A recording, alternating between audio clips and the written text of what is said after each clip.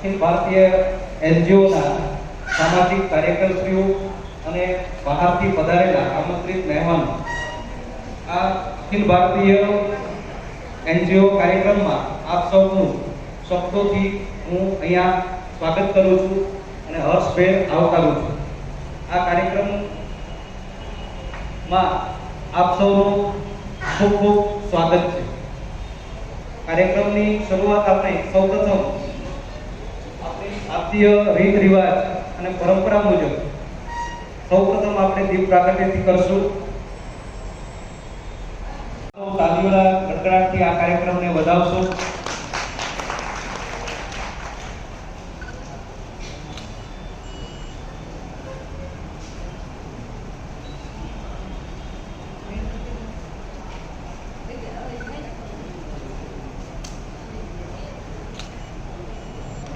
દીપ પ્રાગટ્ય થઈ રહ્યું છે.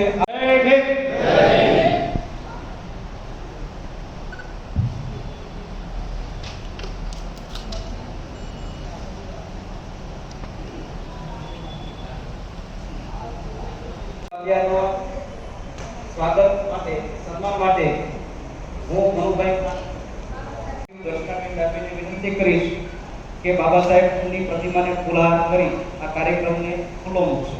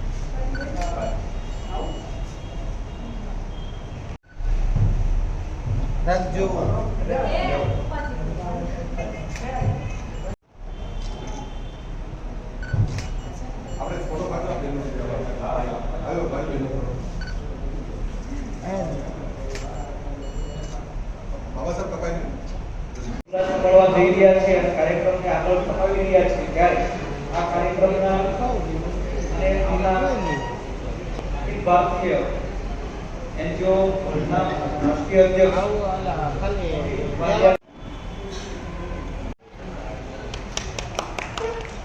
શાલ ઓઢાડીને અધ્યક્ષશ્રીનું સન્માન કરશે મનુભાઈ ખાન. અધ્યક્ષશ્રીનું સન્માન થઈ ગયું કે આપ સૌ તાલીઓના ગડગડાટથી વધાવી લેશો.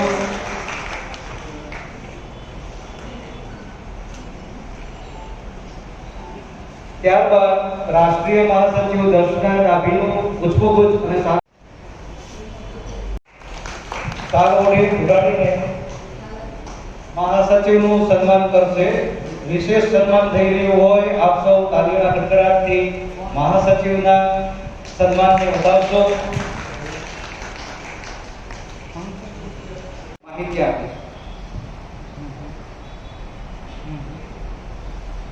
14 એપ્રિલ હમણાં થોડા દિવસ એટલે 7 દિવસ પહેલા જ ગઈ અને 14મી એપ્રિલ બાબા સાહેબ આંબેડકરની 131મી જયંતિના ભાગરૂપે આપણે અહીંયા સન્માનનો કાર્યક્રમ ગોઠવ્યો છે. ત્યારે બાબા સાહેબ આંબેડકરને યાદ કરવા એ આપણી સૌની ફરજ બને છે અને બાબા સાહેબ આંબેડકરનો સૌપ્રથમ હું બોલું અહીંયા જય ભીમ.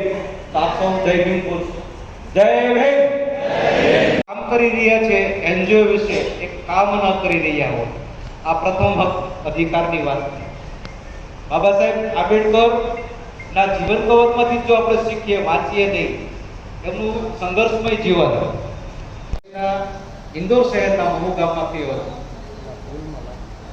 બાબા સાહેબ આંબેડકરના પૂર્વસૂરી જ્યોતિબા ફૂલેનો જન્મ હમણાં જ 11મી એપ્રિલ ગયો અને બાબા જ્યોતિબા ફૂલે જે કામ કર્યું છે એ જે અધૂરું કામ જે એમનું હતું એને પૂર્ણતા એને 100% જે કામયાબી હાંસલ કરવાનું જો શ્રેય જાય તો એ બાબા સાહેબને છે. પણ શરૂઆત છે એ જ્યોતિબા ફૂલે અને એમના ધર્મપત્ની સાવિત્રીબાઈ ફૂલે કરેલું. અહીંયા ઘણા બધા મહિલા બેઠા છે તો મારે એ તકે સાવિત્રીબાઈ ફૂલેને યાદ કરવા ઘટે કે શિક્ષણની મહિલા શિક્ષણની શરૂઆત જો કોઈ કરી હોય તો એ સાવિત્રીબાઈ ફૂલે હતી. મહિલા ઉદ્ધારની વાત જ્યોતિબા ફૂલે કરી. તો આજે મહિલાઓનું સ્થાન અહીંયા છે તો મહિલાઓને હક આપવાની જો શરૂઆત હોય, અધિકાર આપવાની શરૂઆત હોય, એમને આગળ લાવવાની શરૂઆત હોય તો સાવિત્રીબાઈ ફૂલે કરેલી પ્રાથમિક શિક્ષણથી શરૂઆત કરેલી ને મહિલાઓને શિક્ષણ આપવાની શરૂઆત કરી. અને એના અનુભવી તરીકે બાબા સાહેબ આંબેડકરે આપણને મહિલાઓને, શોષિતો, પીડિતો, આ દેશના અને એનો જન્મ 14મી એપ્રિલ એટલે કેવો સંજોગ છે, 14મું સંતાન અને 14 એપ્રિલે જન્મેલું બાળક અને 14મું બાળક આ દેશ માટે કેટલું મહત્વનું કામ કરશે એ એના માતા પિતાને એના જન્મ સમયે ખ્યાલ ન હોય. પણ સંઘર્ષની દુનિયામાં ઝઝૂમીને આ સમાજને સંઘર્ષની દુનિયામાં ઝઝૂમતા દોડનારને એની મનોકામના ન પૂરી થાય અને સમાજને જોડવાનું જો કોઈ કામ કર્યું હોય તે બાબા સાહેબ આંબેડકરે કર્યું છે. કેમ કે વર્ગ શ્રેણી અને સમાજવાદમાંથી બહાર લાવવાનું કામ બાબા સાહેબ આંબેડકરે કર્યું છે.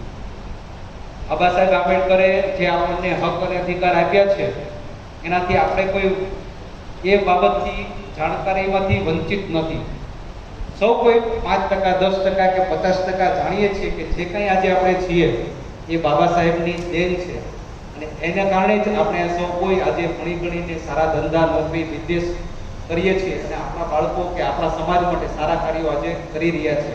અને એક જ્વલંત ઉદાહરણ, સારું ઉદાહરણ આજે આપણે એનજીઓની આ બેઠકમાં બેઠા છીએ એ ગણાય. બાબા સાહેબ ગુજરાત સાથે પણ નાતો ધરાવે છે. આપણા ગુજરાતના મહારાજા વડોદરાના બાબા સાહેબને સ્કોલરશિપ આપે છે અને બાબા સાહેબ વિદેશ ફરવા જાય છે, વિદેશમાંથી ભણી ગણીને પાછા ફરે છે તો એ એમનું ઋણ ચૂકવવા માટે પાછા ગુજરાત આવે છે. ગુજરાત ગાયકવાડની અંદર નોકરી કરે છે.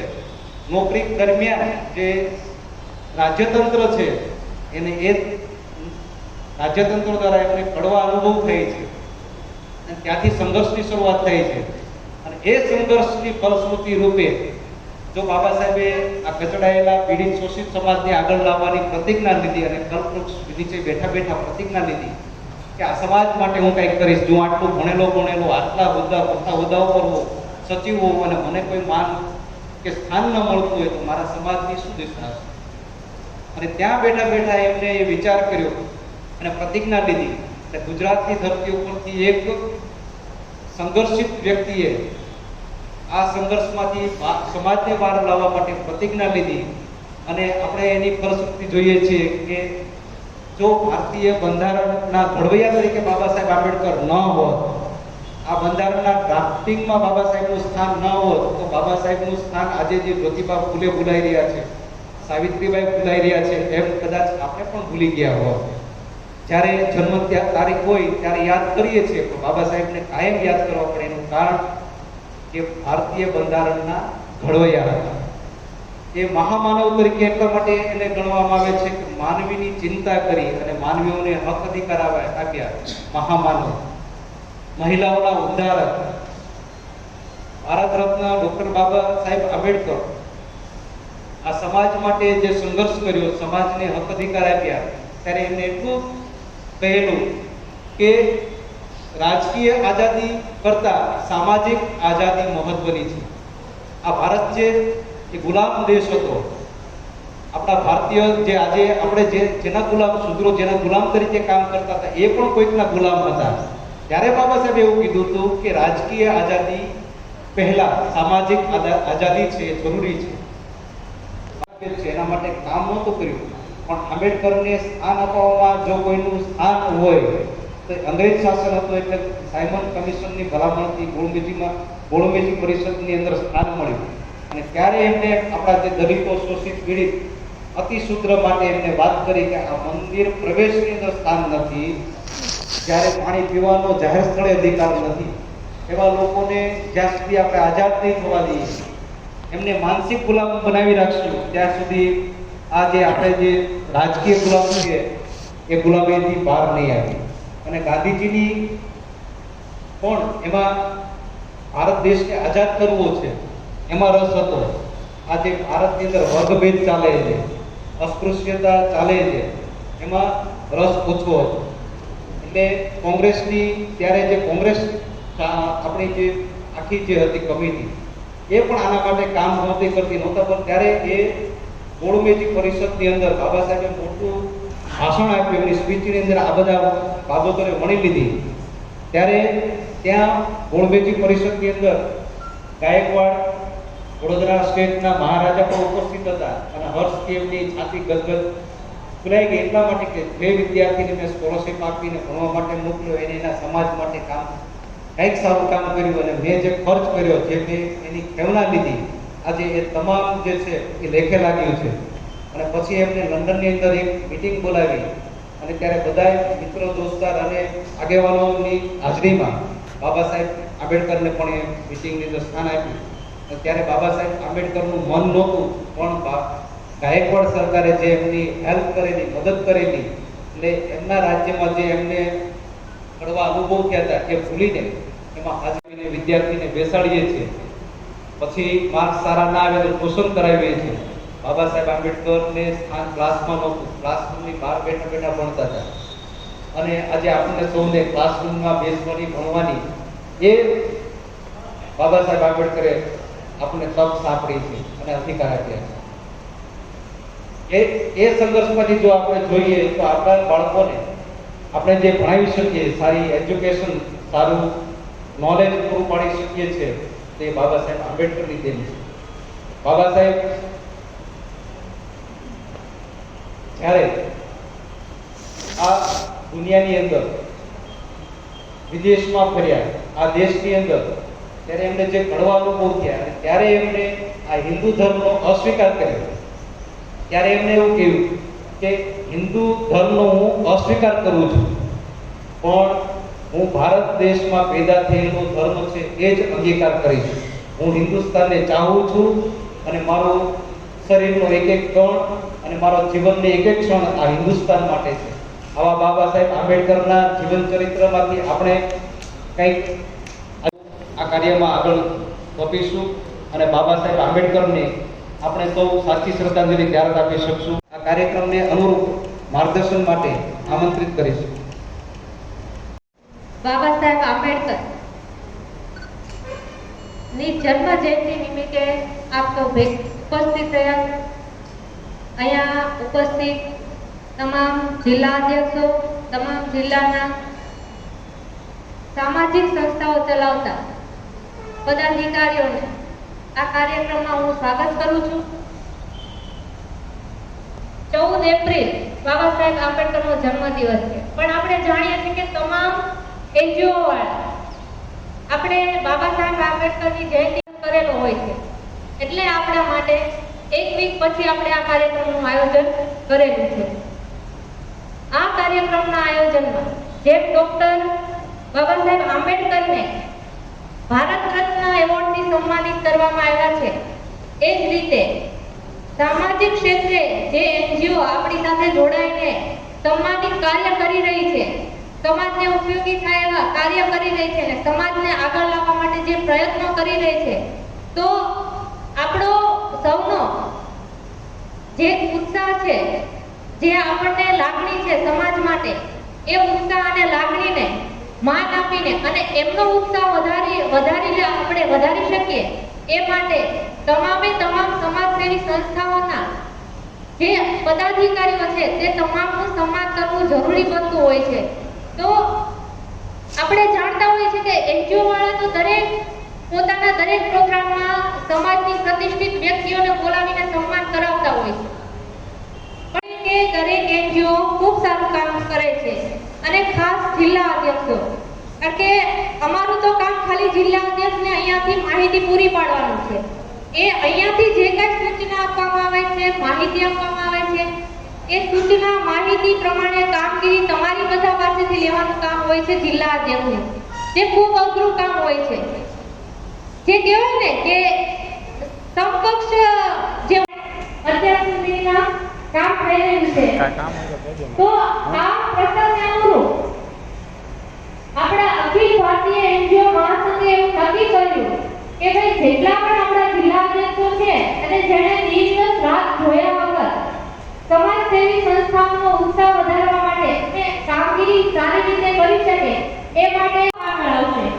તો દરેક વ્યક્તિનું આપણે સન્માન કરવું જરૂરી બનતું હોય, તો ખાસ આપણે બાબા સાહેબ આંબેડકરની જન્મ જયંતિ નિમિત્તે આ સન્માન સમારોહનું આયોજન કરવામાં આવ્યું છે.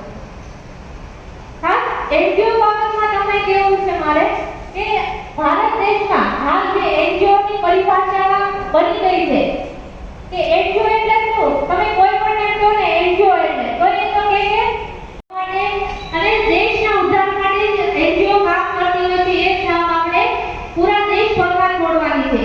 અખિલ ભારતીય એનજીઓ મહાસંઘની શરૂઆત આપણે ગુજરાતમાં ટીમ બનાવીને કરેલી છે, પણ ગુજરાત માત્રમાં સીમિત ન રહેતા પૂરા દેશમાં દરેક રાજ્યમાં આપણા સેવા કરવા માંગતી સંસ્થાઓ હોય છે, જેને ખરેખર સામાજિક કાર્ય કરવું છે, એ લોકો ફંડથી વંચિત રહી જતા હોય છે.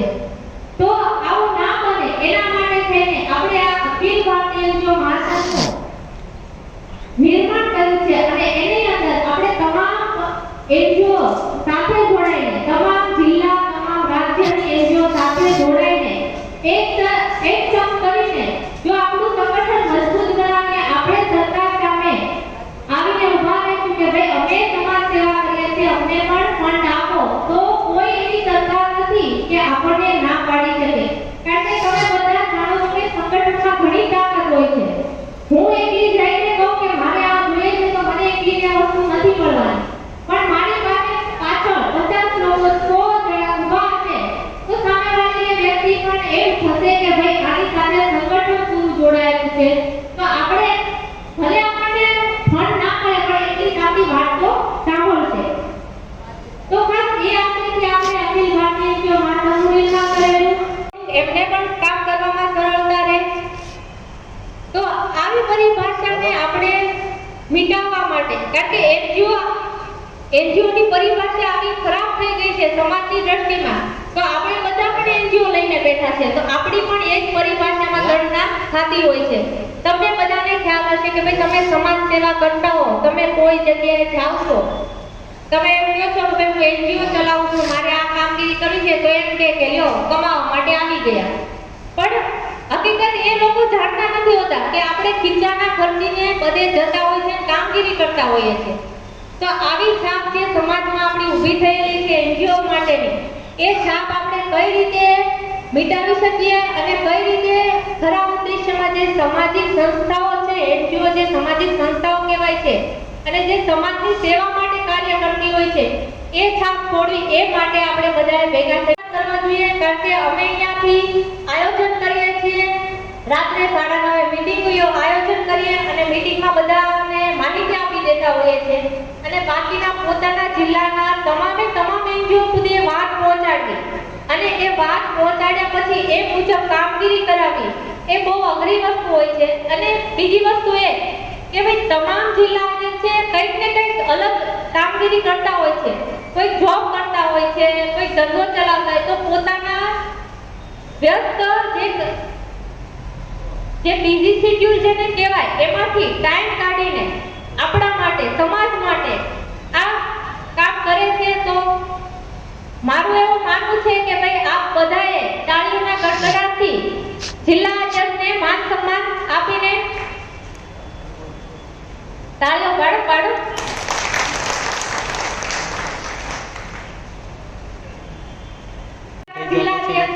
આમાંથી બીજા પણ પદાધિકારીઓની આપણે નિમણૂક કરશું, એમાંથી કોઈ ઉભરીને સામે આવશે તો આપણે જેની સાથે કામ કરવું છે, આપણે બધા એકબીજાનું સન્માન જળવાઈ રહીએ, એ રીતે કામ કરીએ તો બધાને કામ કરવાની મજા આવે.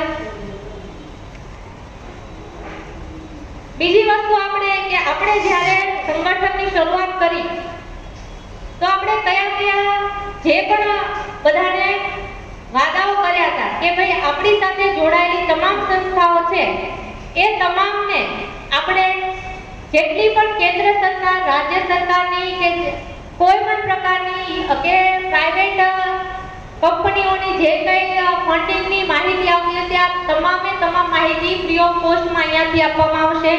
જે આજ દિન સુધી આપણે એ કામગીરી ચાલુ રાખી છે. સૌથી મોટો પ્રશ્ન હતો કે ભાઈ CSR ફંડ કોઈને મળતો નથી અને ઘણા આપણી સાથે જોડાયેલી ઘણી એનજીઓ ફાઇલો પણ મૂકેલી છે, પણ થાય છે કેવું કે આપણને પ્રોપર વેની ખબર નથી હોતી કે ભાઈ કયા ડોક્યુમેન્ટ લાગતા હોય છે, કઈ રીતની પ્રોજેક્ટ ફાઇલ તૈયાર કરવાની હોય છે. તો આ કારણે આપણે પ્રોજેક્ટ પ્રપોઝલ તૈયાર કર્યા, ફાઇલ મૂક્યા પછી પણ આપણને ફંડ મળતો નથી. તો એ તો જેની પાસે 12A ATG જે જરૂરી ડોક્યુમેન્ટ છે એમાંનો એક ડોક્યુમેન્ટ છે 12A અને ATG. તો આ ડોક્યુમેન્ટો એની વાત છે. તો બાકીના એનજીઓએ શું કરવાનું? તો આપ સૌ જાણતા હશો કે માર્કેટમાં 12A અને ATG રજિસ્ટ્રેશનના 20,000 થી લઈને 50,000 સુધી અને દિલ્હીમાં જાવ તો લાખ રૂપિયા સુધીની એની ફી વસૂલ કરતા હોય છે 12A ATG સર્ટિફિકેટ રજિસ્ટ્રેશન માટે. તો આપણે સમાજ સેવાનું જ કામ કરવાનું છે. તો આપણી સાથે જોડાયેલી તમામ સંસ્થાઓ, કોઈ એવી સંસ્થા નથી કે જે બધી આર્થિક રીતે સદ્ધર છે અને આવા બધા ખર્ચાઓ થોડા ઘણા નાના એવા સમાજ સેવાના કામ કરવામાં એ લોકો પોતાના ખીચાના ખર્ચા કરે જ છે, પણ આવા બધા 20-25 હજારના ખર્ચાઓ એ લોકોને પોસાય એવું નથી બનતું. તો એવા સમયે આપણે એવું નક્કી કર્યું કે ભાઈ આપણી સાથે જોડાઈને જે પણ સંસ્થા કામગીરી કરશે એ તમામ સંસ્થાને આપણે 12A અને ATG રજિસ્ટ્રેશન મફતમાં કરી આપશું. તો આ 12A ATG રજિસ્ટ્રેશન માટે આપણે તમામ જિલ્લા અધ્યક્ષને માહિતી આપી દીધેલી હતી કે ડોક્યુમેન્ટ કયા પહોંચાડવાના છે, કઈ રીતે ડોક્યુમેન્ટ તૈયાર કરવાના છે. એ માહિતીને અનુસંધાને લગભગ 30 જેટલી એનજીઓના આપણી પાસે ડોક્યુમેન્ટ પરફેક્ટ આવેલા હતા. જે 30 એનજીઓના આપણે 12A અને ATG રજિસ્ટ્રેશન ફ્રીમાં કરી આપેલા છે. એ સિવાયની બાકીની જે પણ સંસ્થાઓ છે જેના ડોક્યુમેન્ટ હજી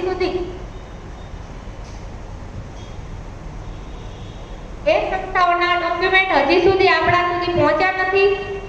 મારું બધાને એટલું જ કહેવાનું છે કે થોડો સાથ સહકાર જિલ્લા અધ્યક્ષને આપો, અમને આપો, જેથી કરીને આપણે જલ્દીથી 12A ATG નું કામ પૂરું થશે તો આપણે ફંડિંગનું કામ આગળ કરી શકીશું.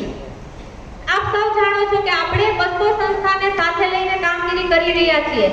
તો 5 જણાનું તૈયાર થઈ ગયું હોય અને 95 બાકી હોય, અથવા તો 95 નું તૈયાર થઈ ગયું હોય અને 5 નું બાકી હોય, તો પણ આપણે આ કામગીરી આગળ ચલાવી શકીએ નહીં. સંગઠનનો મતલબ જ એ છે કે બધાને સાથે લઈને ચાલવાનું. કોઈ માણસ નબળો છે, કોઈ દોડવામાં તેજ છે, તો એ આગળ જતો રહે અને નબળો માણસ પાછળ રહી જાય તો એ સંગઠન ક્યારેય લાંબુ ટકી શકે નહીં. તો આ સંગઠન ચલાવવા માટે, આપણે લાંબા સમય સુધી ચાલવા માટે એક કામ કરવું પડશે કે ભાઈ જે નબળા માણસો છે, જેમને ખબર નથી પડતી, ઘણા બધા લોકો એવા છે કે ભાઈ ડોક્યુમેન્ટમાં જે લોકો જાણતા નથી, કારણ કે એને અત્યાર સુધી ક્યારેય એવી માહિતી મળી જ નથી હોતી કે એનજીઓ ચલાવવા માટે આપણે કયા ડોક્યુમેન્ટની જરૂર હોતી હોય છે અને ડોક્યુમેન્ટ કયા જોઈએ છે એ ખબર હોય તો એ ડોક્યુમેન્ટ કઈ જગ્યાએ એપ્લાય કરવા, કઈ રીતે એની માહિતી મેળવવી અને કઈ રીતે એમાં આપણે સંસ્થાના બીજા ડોક્યુમેન્ટ જરૂરી કાગળો એમાં આપવા પડશે એ પણ માહિતી હોતી નથી. તો આપણે તમામ જિલ્લા અધ્યક્ષને અહીંયાથી નમૂનારૂપ જેટલા પણ ડોક્યુમેન્ટ 12A ATG માટે જરૂરી હતા એના નમૂનાઓ આપેલા છે. એ મુજબના તમામ લોકો ડોક્યુમેન્ટ મોકલાવી આપશે. ત્યાર પછી આપણે ફંડિંગનું કામ આગળ ચલાવી શકીશું. બીજી વસ્તુ એ છે કે સંગઠનની વાત આવે તો સંગઠનમાં કોઈ પણ સંગઠન આપણે ઊભું કરીએ તો સંગઠન ઊભું કરવામાં શરૂઆતમાં ઘણી તકલીફ પડતી હોય છે, કારણ કે બધાના મન એક સરખા ન હોય. આપણે કહેવત છે ને કે હું ભૂલી ગઈ છું, યાદ નથી,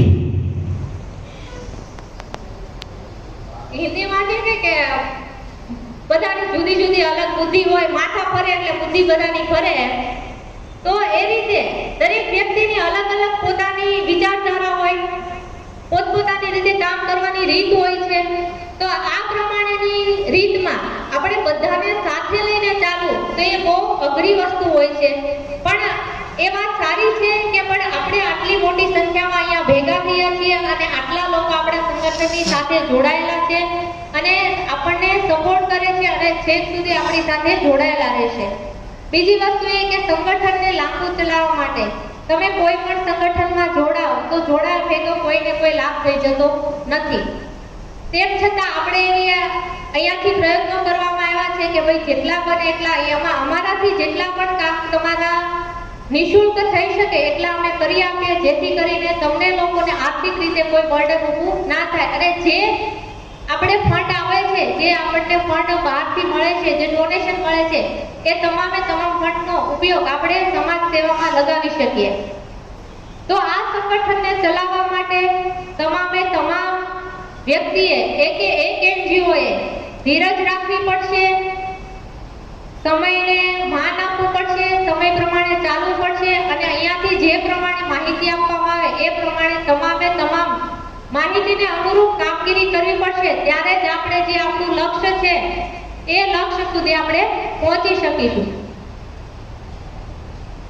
બીજી વસ્તુ એ છે કે આપણી સાથે જોડાયેલી તમામ એનજીઓમાં એક પણ એનજીઓ એવી નથી કે જેની ફાઇલ કમ્પ્લીટ હોય. દરેક એનજીઓમાં કોઈને કોઈ ડોક્યુમેન્ટ ખૂટતા હોય છે.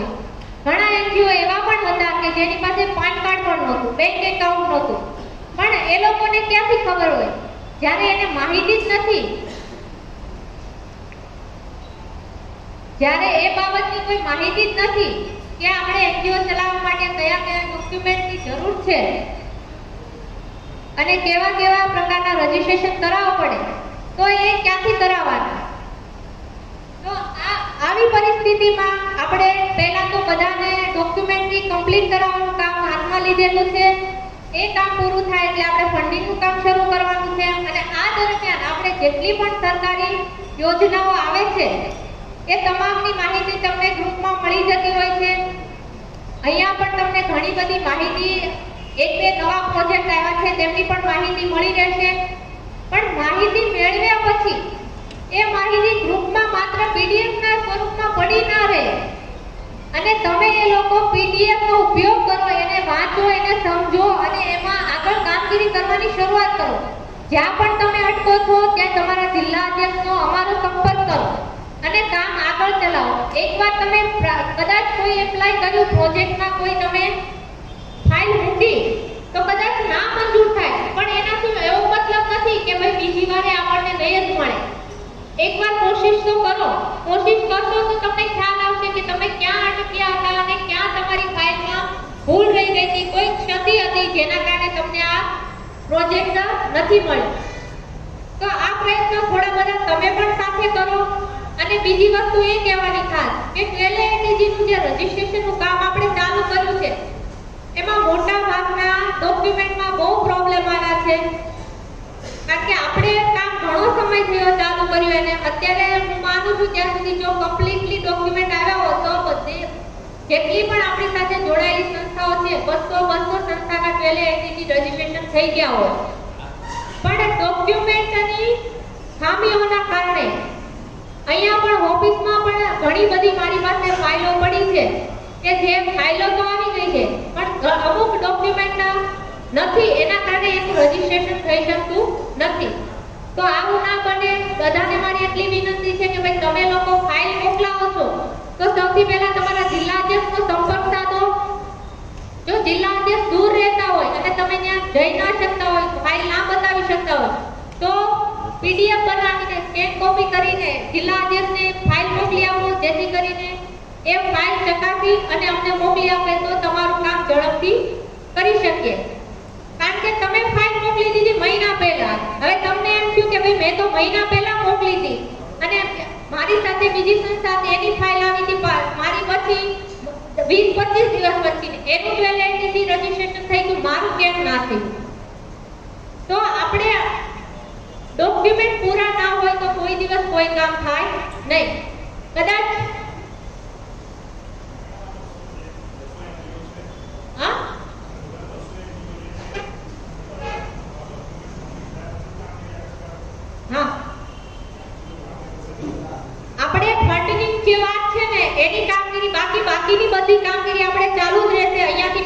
જે પ્રોજેક્ટની હમણાં એનાઉન્સમેન્ટ કરવામાં આવશે અને એ કામગીરી આપણે ચાલુ જ રહેશે, પણ જે CSR ની વાત છે પહેલે એટીજી વગર CSR કોઈ મળશે નહીં, એટલે CSR ના કામગીરી માટે આપણે પહેલે એટીજી કમ્પ્લીટ થઈ જશે, ત્યાર પછી આપણે ફાઇલ તૈયાર બધાની થઈ જશે અને દરેક NGO ની ફાઇલ તૈયાર કરીને જે પ્રોજેક્ટ પ્રપોઝલ તૈયાર કરવામાં આવશે ત્યાર પછી તમને બધાને તમારી પ્રોજેક્ટ પ્રપોઝલ ફાઇલ મોકલી આપવામાં આવશે, સહી સિક્કા કરીને આપણે સબમિશન કરવાનું રહેશે.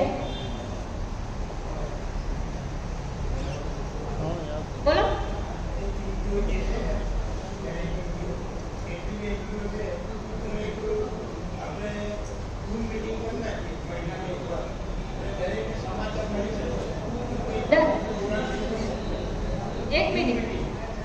એક મિનિટ કા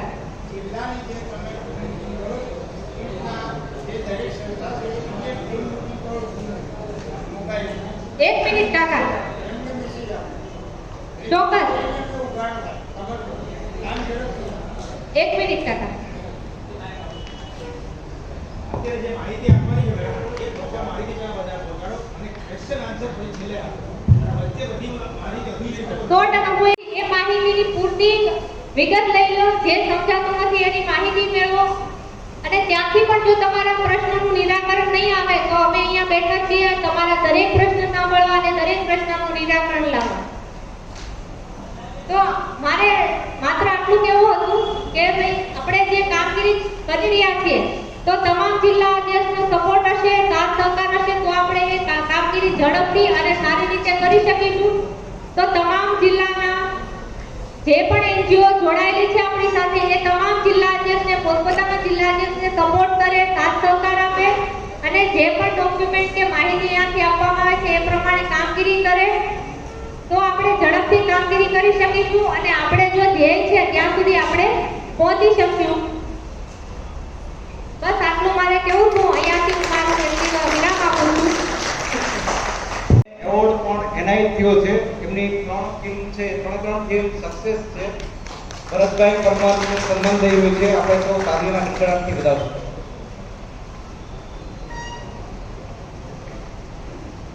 થેન્ક યુ ભરતભાઈ. આ કાર્યક્રમને આગળ વધાવતા આપણા રાષ્ટ્રીય મહાસચિવ, રાષ્ટ્રીય અધ્યક્ષ મોહિતભાઈ વાલિયાને હું વિનંતી કરીશ કે તેઓ અહીંયા આ કાર્યક્રમને અનુરૂપ ઉદ્બોધન કરશે અને વક્તવ્ય આપશે.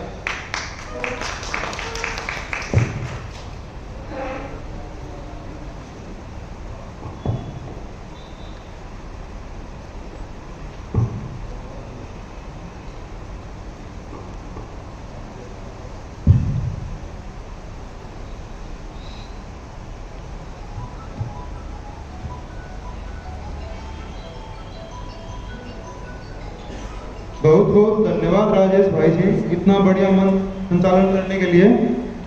मंच पर विराजमान आज के कार्यक्रम के अध्यक्ष माननीय जिला अध्यक्ष जी ललिता बहन जी, सूरज कुमार, धर्मेश कुमार जी, मिताली बहन, हर्ष दर्जी जी, कौशिक भाई, मेघना बहन, रूपा जी, योगेश कुमार जी, रंजन बहन, रूडी बहन, मनु भाई, मेहुल भाई, राजेंद्र भाई, आप सभी तथा महाधिवेशन में उपस्थित गुजरात के 37 जिलों के 200 NGO को मैं नमन करता हूं। और आज का जो हमारा कार्यक्रम है ना, वो है कि NGO को किस प्रकार डेवलपमेंट किया जाए और अभी तक हम क्या काम करते आ रहे हैं, तो इन सब के ऊपर हमें आज बात करनी है। देखिए, एक तो हमने अभी गुजरात के 29 NGO का 12 ATG बिल्कुल निःशुल्क करके दिया है, जिनका सर्टिफिकेट आ गया वो वहां रखा, आज हम उनको वितरित करने वाले हैं। तथा उसके साथ में गुजरात के हम 170 NGO जो हमारे बचे हुए हैं उनका भी 12 ATG अगले 2-3 महीनों में करवा के दे देंगे, जैसे ही सबके डॉक्यूमेंट हमारे पास आएंगे। ये है कि आप डॉक्यूमेंट प्रॉपर भेजिए भाई, किसी के आधार कार्ड पैन कार्ड में लिंक नहीं है, किसी का मोबाइल नंबर किसी ने किसी का दिया हुआ है तो पहले CA के पास कॉल करो, फिर वहां से OTP लो, ये बहुत लफड़ा हो जाता है, बहुत टाइम लगता है। तो ये 30 का तो मैडम ने कैसे न कैसे कर दिया। रचना जी ने ये 30 जो आज किए हैं बड़ी ही मेहनत से, ये मान लो कि बहुत ही मशक्कत से किया, इनकम टैक्स में कॉल भी करना पड़ता है कई बार कि ये एनजीओ का भाई यहाँ फंसा है, क्या दिक्कत है, किसी के हाथ पैर जोड़ के कैसे भी करके करवा के दे दिए।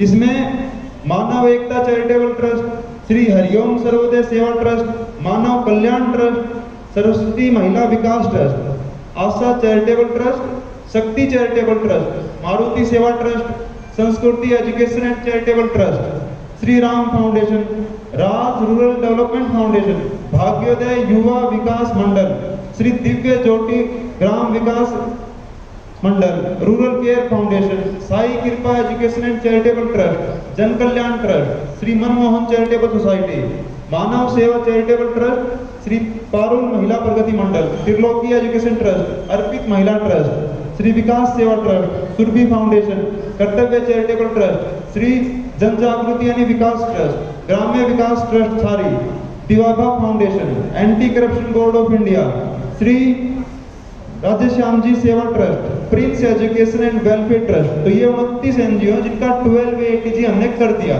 बाकी का भी करने वाले थे पर किसी का भी डॉक्यूमेंट अभी तक हमारे पास नहीं आया ना। अभी तक किसी का भी डॉक्यूमेंट नहीं आया है, वो प्रॉपर नहीं है। किसी में रिजोल्यूशन लेटर दिया है, उसमें साइन अच्छे से नहीं किया तो उसको दोबारा भेजना पड़ता है। किसी ने जो अपनी डॉक्यूमेंट्री है वहाँ मोहर नहीं लगाई, कईयों को बोला कि मोहर लगा के आप दोबारा भेजो तो मोहर वाला प्रॉब्लम आता है। उसके बाद में जो आधार कार्ड पैन कार्ड का है वो बड़ा ही भयंकर प्रॉब्लम है, क्योंकि गुजरात में क्या होता है कि नाम ऐसे HP दर्जी आगे फिर वहाँ आधार कार्ड में होता है दर्जी HP भाई, तो ये बड़ा मिस्टेक रहता है कि क्या लिखा हो, तो ये सब बहुत लफड़ा रहता है इसके अंदर।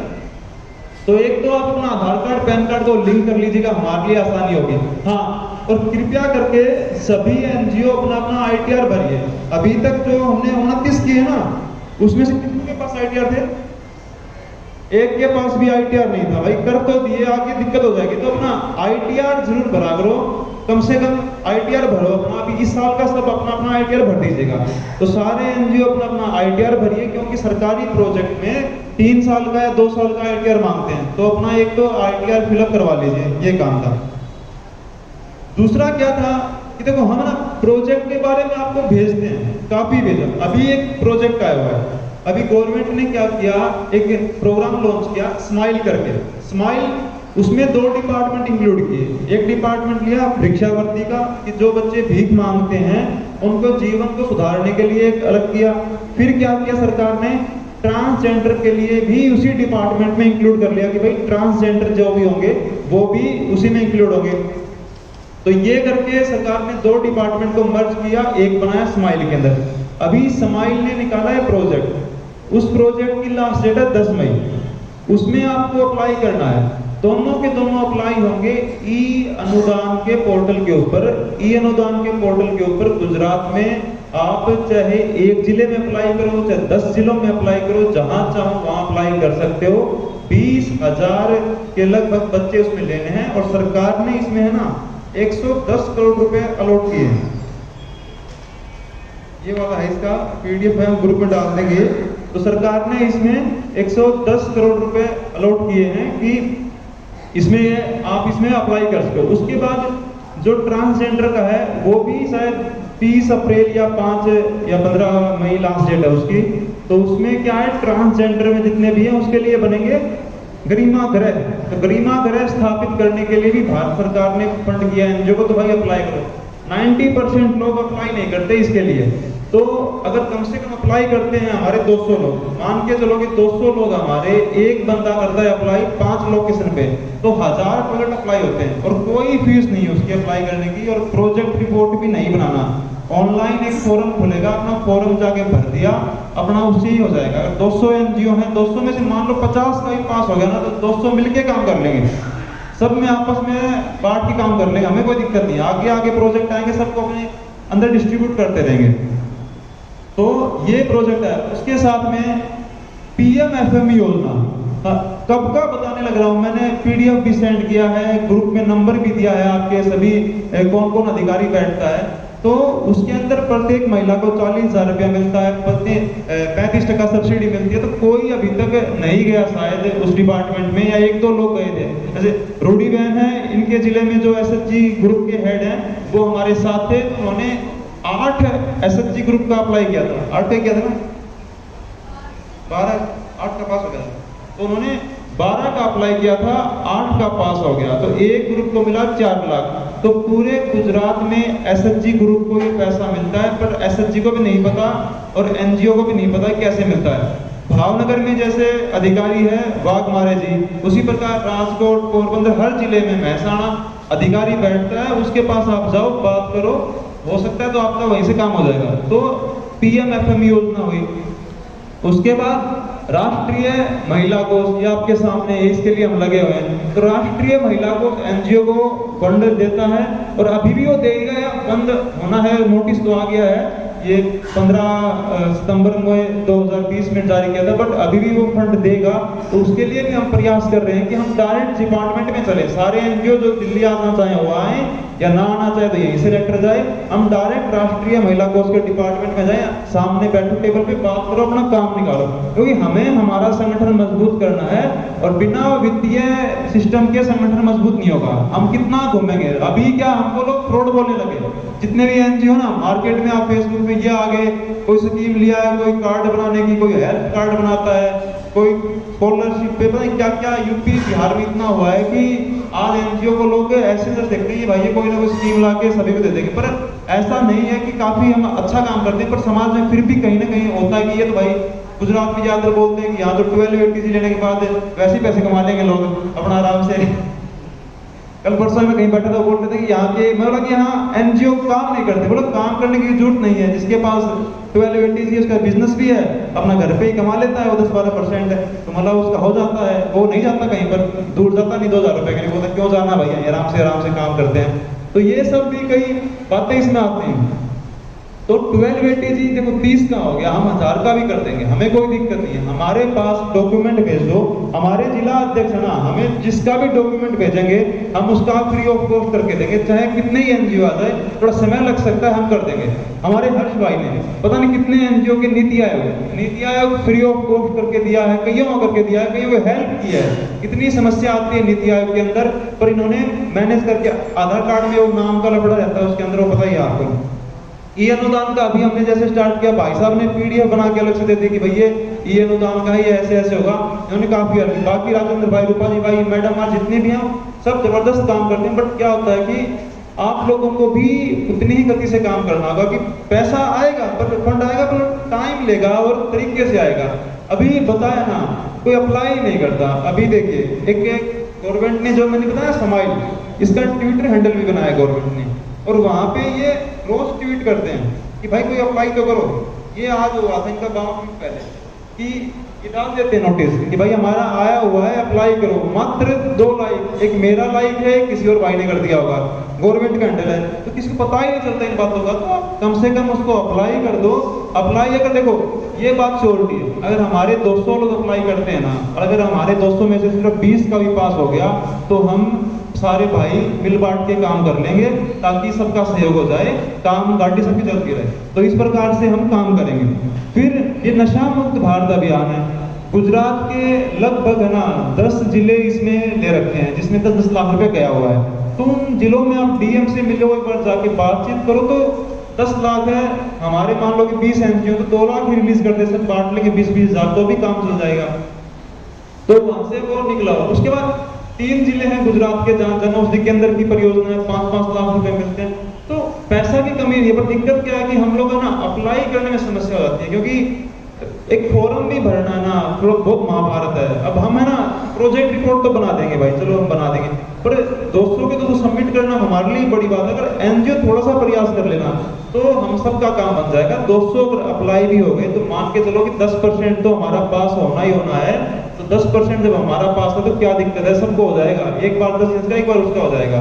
और फिर हमारी ट्यूनिंग भी अच्छी बन जाएगी गवर्नमेंट के साथ कि भाई हमारे एनजीओ ये रिलायबल हैं, ये काम करने वाले हैं, इनको काम मिलना चाहिए, कोई दिक्कत नहीं होगी। उसके बाद समाज कल्याण मंत्रालय में अभी लाइन लगी हुई है, अभी 2 प्रोजेक्ट रिलीज हो गए।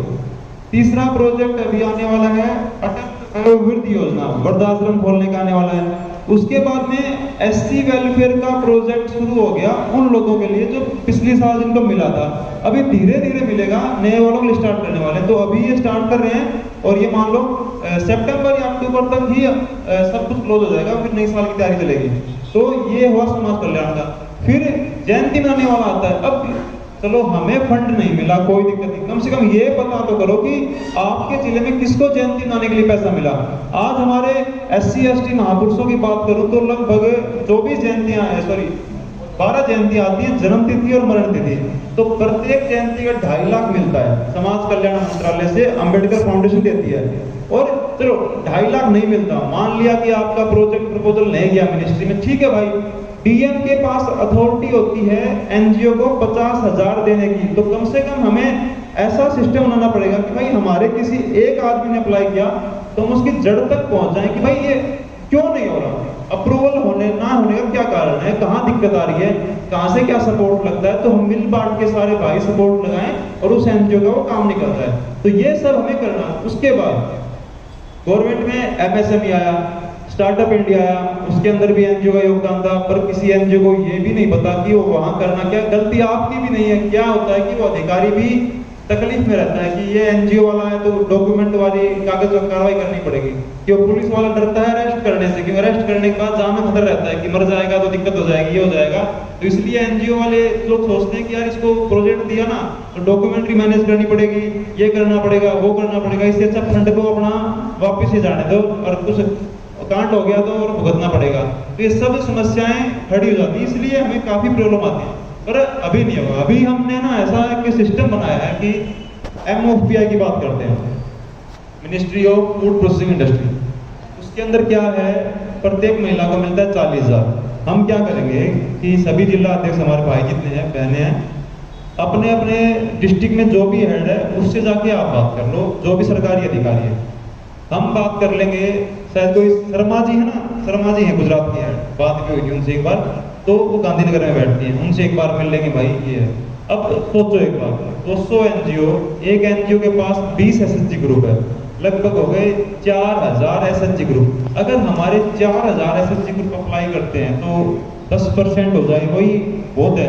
अगर 400 का भी होता है तो 400 × 4 लाख, लगभग 1 करोड़ से इतना कुछ पैसा ऊपर आएगा। तो उसमें महिलाओं को वो पैसा मिलता है तो उनसे आजीविका का साधन चलेगा और हम सब का उसमें काम चलेगा, सभी NGO का, क्योंकि NGO की उसमें एक महत्वपूर्ण भूमिका रहती है। PMFME हुआ, उसमें हो गया। उसके बाद देखिए SC ST OBC, इनको है ना, ये कहते हैं कि SC को आरक्षण मिला है, ST को मिला है, पर सबको क्या लगता है सिर्फ जॉब का आरक्षण है, उसके अलावा कॉलेज में सीट का हो गया। भाई अगर आरक्षण का इतना लाभ मिलता ना तो अभी भी गरीब ना होते लोग, तो उनको पता नहीं है कि क्या क्या चाहिए। जैसे कि मैं बताऊं, SC कास्ट के लिए, SC कास्ट के लिए डिपार्टमेंट है national schedule finance development corporation. तो ये डिपार्टमेंट दिल्ली का है, सेंट्रल गवर्नमेंट का। इसका एक स्टेट हेड है आपके यहाँ, शायद बैंक ऑफ बड़ौदा या फिर कोई और बैंक टाइप में है वो बैंक। उसी प्रकार OBC का है, national other backward class finance development corporation. तो ये OBC को मैनेज करता है और जो OBC के लिए NGO काम करते हैं उसको मैनेज करता है। इन्होंने भी किसी न किसी नोडल एजेंसी को दे रखा है। इसी प्रकार है national schedule tribe finance development corporation SC के लिए भाई, ST के लिए। उसके बाद हमारे आते हैं सफाई कर्मचारी भाई, तो नेशनल सफाई कर्मचारी फाइनेंस डेवलपमेंट कॉर्पोरेशन की जो सफाई कर्मचारी सफाई का काम करते हैं हमारा, उनके बच्चों के लिए, उनके लिए ट्रेनिंग के लिए सब मिलता है। फिर सरकार ने क्या किया, अभी एक योजना लॉन्च की, PM दक्ष योजना। उसके अंदर वो महिलाओं को SC ST OBC EWS के बच्चों को ट्रेनिंग देते हैं और प्रत्येक बच्चे को 2,500 से 3,000 रुपए का स्टाइपेंड भी मिलता है। तो ये सब योजनाएं हैं, बट क्या है कि चल कोई नहीं रही है। अब ये चल क्यों नहीं रही है कि हेलो हाँ, हम लोगों को पता ही नहीं है कि कहाँ अप्लाई करना है, कहाँ क्या। तो हम एक चैनल सेटअप करना चाहते हैं कि भाई देखो, हम यहाँ से जाके दिल्ली में हमारे कमांडो साहब, ये 2-3 और भाई, बड़े भाइयों से बात करके डिपार्टमेंट में बैठ के मीटिंग कर लेंगे। भाई देखो, गुजरात से आप कितना पैसा पास कर रहे हो, कितने जिलों में पास कर रहे हो।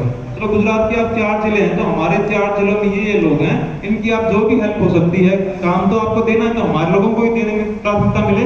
तो इन सब पे हम ये काम स्टार्ट कर रहे हैं। फिर क्या है, CSR में, CSR का पैसा ना गुजरात का है 1100 के लगभग 1100 करोड़ है या 1200 करोड़ रुपए रिलीज होता है। अरे भाई, हमें 0.001% भी मिल जाए तो भी हमारे लिए पर्याप्त है।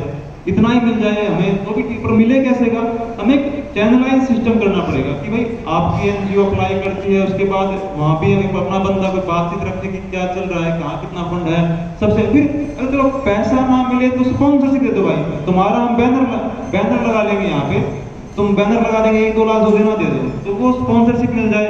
दिल्ली में ऐसे कई बड़े एनजीओ मिलता है कि प्रोग्राम के लिए मिलकर 50,000 60,000, तो ये सब मिले तो इन सब पे हम लगे हुए हैं। फिर तालीम वाला है, मैडम ने कई एनजीओ को तालीम की व्यवस्था करवा के दी है, तो काफी हद तक सक्सेसफुल भी रहा है। तो इन सब काम पे ही हमें लगे रहना है। फिर ड्रग फ्री वर्ल्ड पे नशा मुक्ति पे काफी अच्छा काम किया सभी लोगों ने हर जिलों में, उसके लिए हमें ना अभी सभी हमारे भाइयों को जितने जिला अध्यक्ष हैं सभी को एनजीओ महारत्न अवार्ड देंगे, और बाकी जितने भी एनजीओ ने काम किया उनको एनजीओ रत्न अवार्ड देंगे। साथ में ये सर्टिफिकेट भी है, अभी जो 12 ATG के सर्टिफिकेट है वो सबको डिस्ट्रीब्यूट किया जाएगा। FCRA भी कर देंगे भाई, हम जो कहोगे वो करवा के देंगे, बट हमें डॉक्यूमेंट प्रॉपरली भेज दो ताकि हमें किसी भी काम में कोई परेशानी ना आए करने में, क्योंकि हम कॉल करना, पहले सीए को कॉल करो, फिर वहां से उससे आईडी पासवर्ड लो, फिर फॉरगेट करना पड़ता है, फिर पैन कार्ड को लिंक करना पड़ता है। फिर क्या होता है कि जैसे कोई एनजीओ है, उस एनजीओ का 12 ATG अप्लाई कर रहे हैं, तो उस एनजीओ का जो अध्यक्ष है उसके इनकम टैक्स वाले फॉर्म में जाके वहाँ एनजीओ ऐड करनी पड़ती है कि भाई ये आदमी इस एनजीओ का रिप्रेजेंटेटिव। तो ये बहुत सी समस्याएं आती हैं और साइट काफी स्लो चलती है, कई बार तो हमें प्रॉब्लम आती है।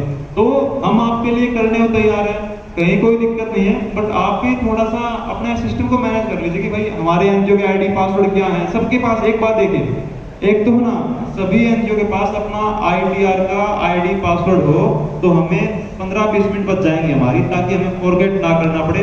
तो अपने अपने सीए से अपना आईडी पासवर्ड लिखवा के रखें और हमें व्हाट्सएप कर दें ताकि हमें आसानी रहे। नहीं तो हमें क्या करना पड़ता है, पासवर्ड फॉरगेट करते हैं, फिर आपको रिवर्ट करते हैं, जिला अध्यक्ष को फोन करते हैं, फिर वो आपको कॉल करता है, तो ये बहुत लंबी पंचायत हो जाती है। तो इससे बचने के लिए एक तो ये काम करें। दूसरा क्या, जितने भी अपने बायलॉज हैं, एक तो गुजराती में है उसको इंग्लिश में ट्रांसलेट करवा के रखें, और जो भी डॉक्यूमेंट हमारे पास भेजें तो अपनी स्टैंप लगा दें भाई।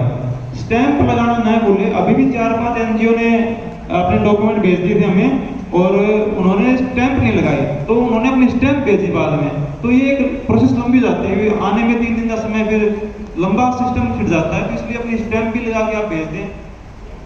तो ये सब आप कीजिए, तो हम एक अच्छे लेवल पे एनजीओ को ले जाएंगे।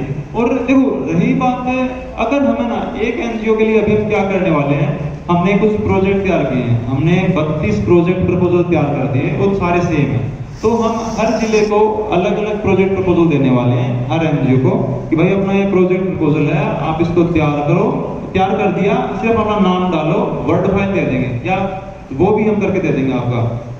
उसको सिर्फ आपको कंपनी को भेजना है उस कंपनी। अब जैसे जिन एनजीओ का हमने 12 ATG कर दिया ना, उसके लिए हम CSR का एक अलग ग्रुप बनाएंगे और हम स्टार्ट कर देंगे कि CSR के लिए SBI foundation, Bajaj foundation, Tata वालों से, और हर डिस्ट्रिक्ट की एक वेबसाइट भी है nationalcsr.gov.in, वहां जाके अभी आप अप्लाई कर सकते हो, कंपनी लिस्ट मिल जाएगी। तो वो सब हम अभी करने वाले हैं।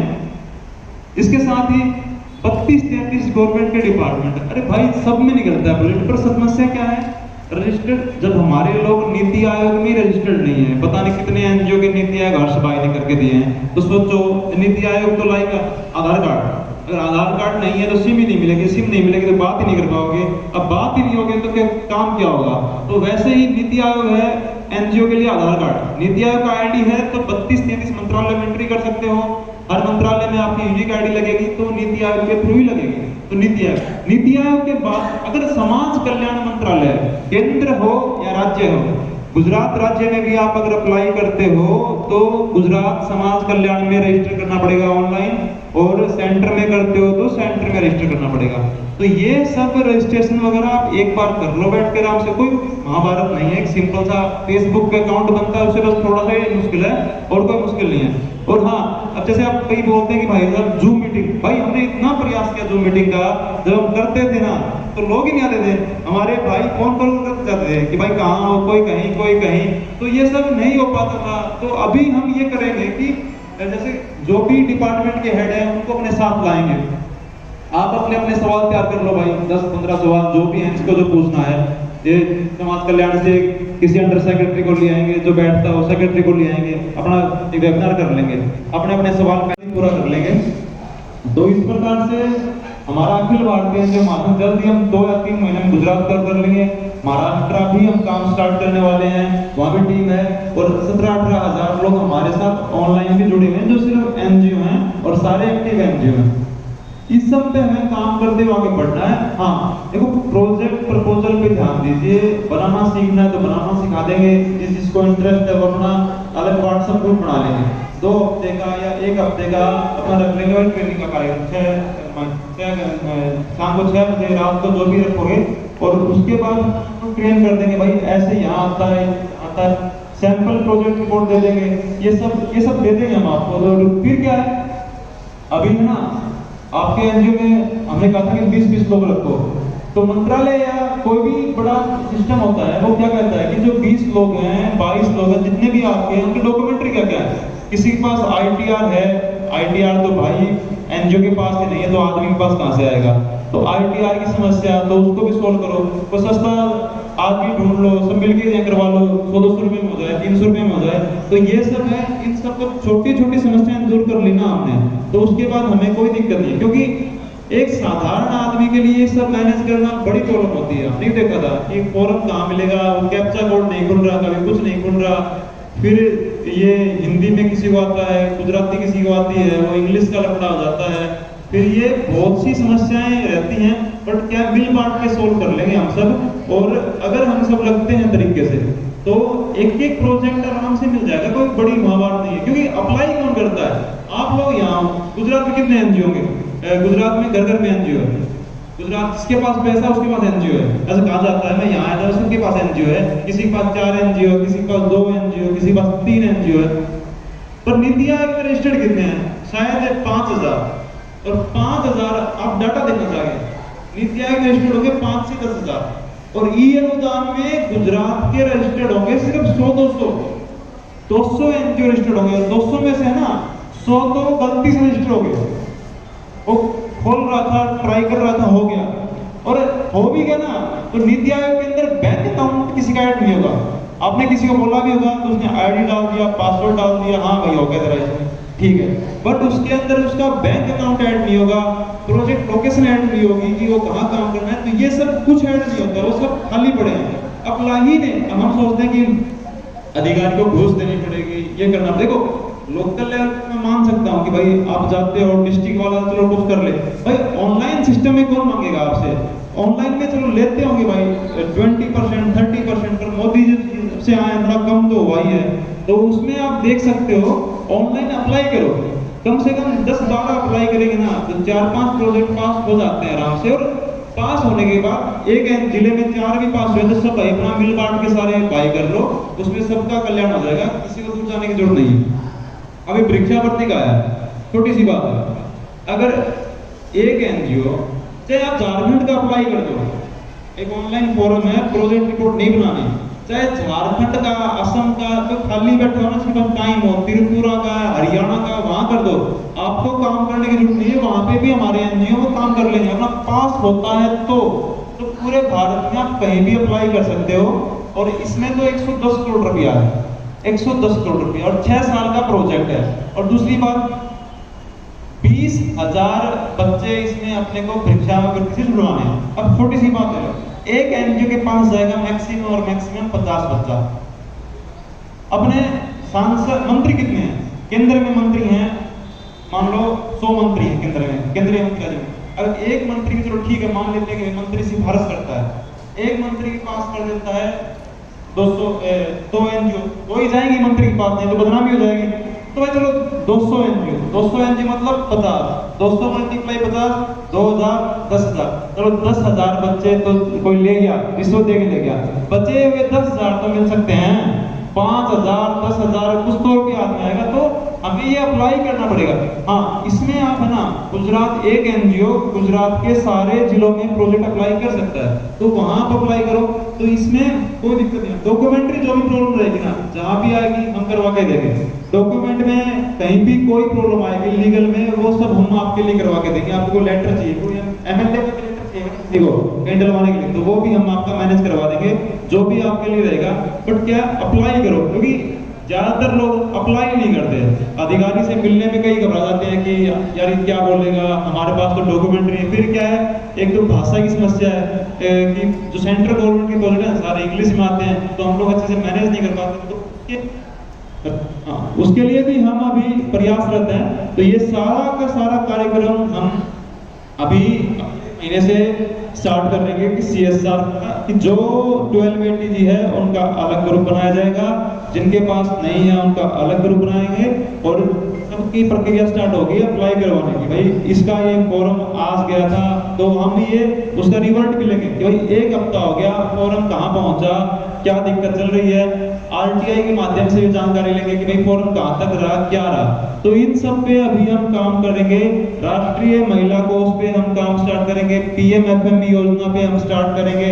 उसके बाद वृक्षावृत्ति वाला प्रोजेक्ट है, फिर हमारा नशा मुक्त भारत अभियान का प्रोजेक्ट है सरकार का, उसके बाद ये गरिमा गृह खोलने का प्रोजेक्ट है। तो इन सब पे उसके बाद महिला एवं बाल विकास मंत्रालय से भी 2-3 प्रोजेक्ट हैं 30-30 लाख रुपए के, तो वो हालांकि 4-5 साल चल रहे हैं। तो इन सब प्रोजेक्ट पे चर्चा विचार करेंगे। अभी वो सारा करेंगे कि जूम मीटिंग के माध्यम से या क्लाउड मीटिंग के माध्यम से सबका हम बता सकें। तो इसीलिए सभी लोग बस अप्लाई कर देना, तो ही हमारे लिए बड़ी बात है। और डॉक्यूमेंट प्लीज मैडम फिर बता देंगे आपको 1280 जी के लिए क्या क्या डॉक्यूमेंट चाहिए, कैसे कैसे, वो सब आपको गाइड कर देंगे, जिला अध्यक्ष बता देंगे आपको। तो डॉक्यूमेंट प्लीज आप प्रॉपर भेजिए। इसी के साथ ही मैं अपनी वाणी को विराम देता हूँ और आपको धन्यवाद।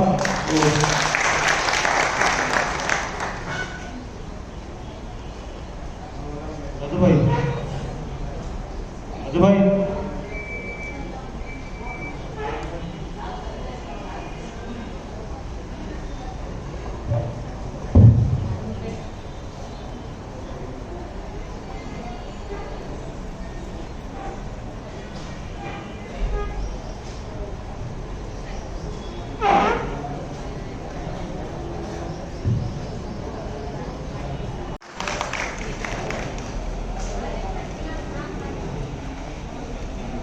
વડોદરા જિલ્લો લલિતાબેન જે પરમાર નું સ્વાગત બાદ હસુમતીબેન પી સાવરકર બનાસકાંઠા નું મહારત્ન એવોર્ડ અને ટ્રોફી દ્વારા સન્માન માટે હું મહાસચિવ દર્શનાબેનને વિનંતી કરીશ।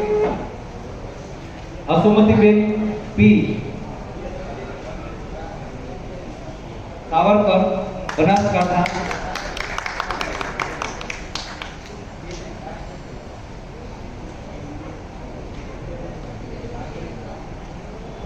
સાલ ઓડાડીને સન્માન થઈ રહ્યું છે હસુમતીબેનનું। બનાસકાંઠા જિલ્લાના અધ્યક્ષ છે હસુમતીબેન।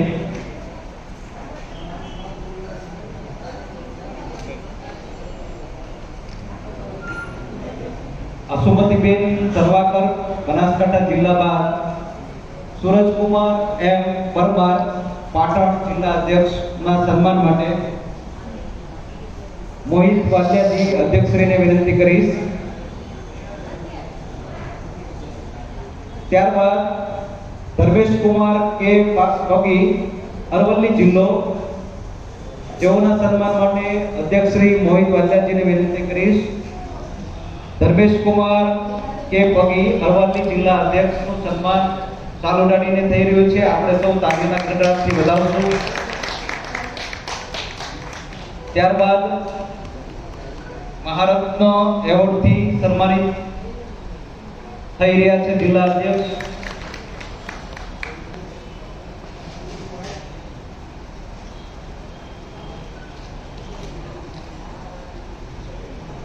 ધર્મેશ કુમાર પગી અરવલ્લી જિલ્લાના સન્માન બાદ માલતીબેન આર કાળ સુરેન્દ્રનગર જિલ્લાનું સન્માન માટે હું દર્શનાબેન ડાબીને વિનંતી કરીશ। મહાસચિવ શ્રી માલતીબેન કાળનું સુરેન્દ્રનગર જિલ્લાના અધ્યક્ષશ્રીનું સન્માન ટ્રોફીથી કરશે। ત્યારબાદ શાલ ઓડાડીને વિશેષ સન્માન સુરેન્દ્રનગર જિલ્લાના અધ્યક્ષ શ્રી માલતીબેનનું થઈ રહ્યું છે। આપ સૌ તાલીઓના ગણરાજથી વધાવશો।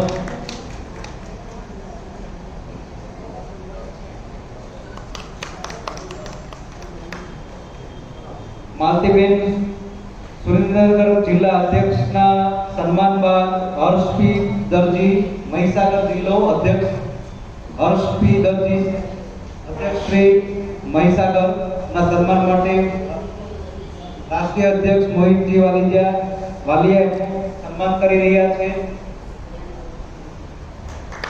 સાલ ઓઢાડીને સન્માન થઈ રહ્યું છે. ત્યારબાદ મહારત્ન એવોર્ડથી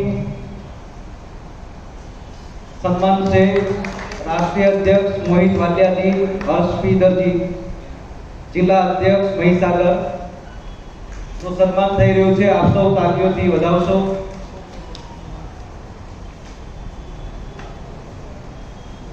ત્યારબાદ કૌશિકભાઈ વી સિદ્ધવાણી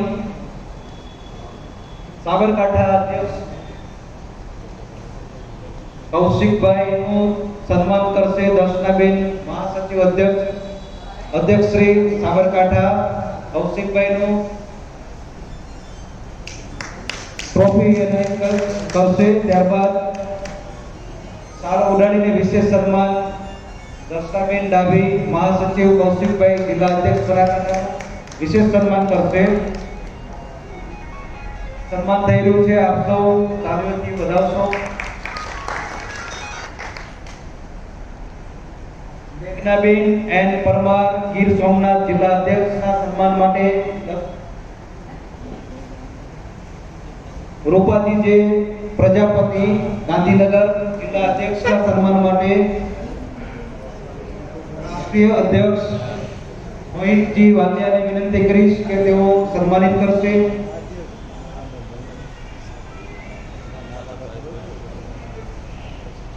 રૂપાજી પ્રજાપતિ જિલ્લા અધ્યક્ષ ગાંધીનગર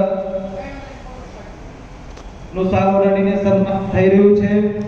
આપ સૌ તાળીઓથી વધાવશો. મહારત્ન એવોર્ડ 2022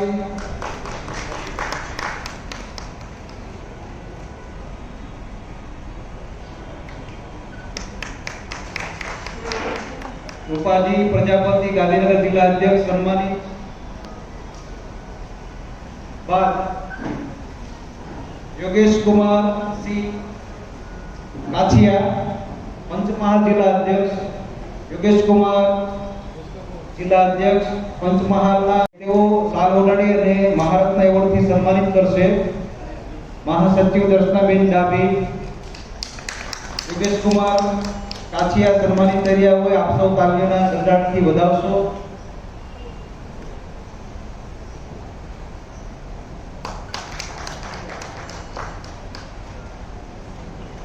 ત્યારબાદ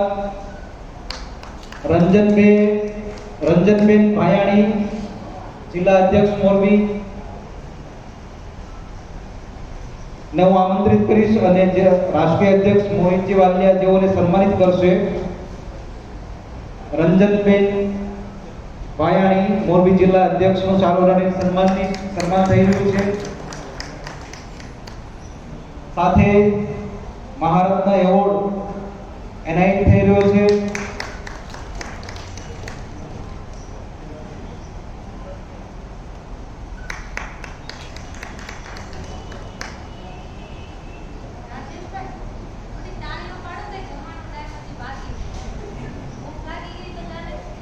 આપ સર્વ માટે સ્વરુચિ ભોજનની વ્યવસ્થા છે, પણ સ્વરુચિ ભોજન આરોગતા પહેલા આપ સૌ અહીંયા સન્માનિત થઈ રહેલા કાર્યકરોને પણ આ સન્માન થઈ રહ્યો હોય અને એમને જે આ સન્માનિત થવાની ભૂખ છે એ સંતોષાય એ માટે તાળીઓનો ગડગડાટ પણ જરૂરી છે.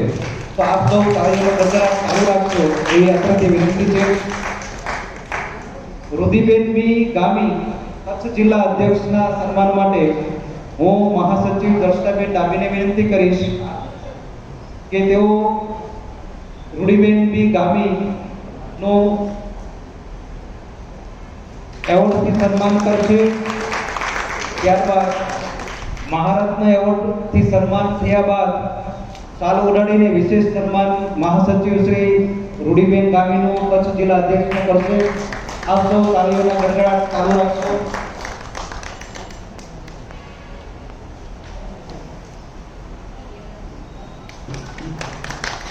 રાજકોટ જિલ્લા અધ્યક્ષ આકર્ષીભાઈ વી જમોડ, મનુભાઈ ખાંટ, દાહોદ જિલ્લા અધ્યક્ષને વિનંતી કરીશ કે તેઓ અહીંયા સન્માનિત થવા માટે આવે અને રાષ્ટ્રીય અધ્યક્ષ મોહિત વાલિયાજી જેઓને સન્માનિત કરશે. સાલ ઓરાડીને સન્માન મનુભાઈ ખાંટનું દાહોદ જિલ્લા અધ્યક્ષનું થઈ રહ્યું છે.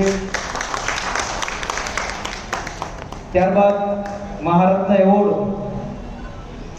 દાહોદ જિલ્લા અધ્યક્ષ મનુભાઈ ખાંટને એનાયત કરશે રાષ્ટ્રીય અધ્યક્ષ મોહિત વાલિયાજી. વિશેષ મહારત્ન એવોર્ડથી સન્માન થઈ રહ્યું છે. આપ સૌ તાળીઓથી વધાવશો. ત્યારબાદ ભાવનગર જિલ્લા અધ્યક્ષ મેહુલભાઈ ગિલિયા અહીંયા પધારશે.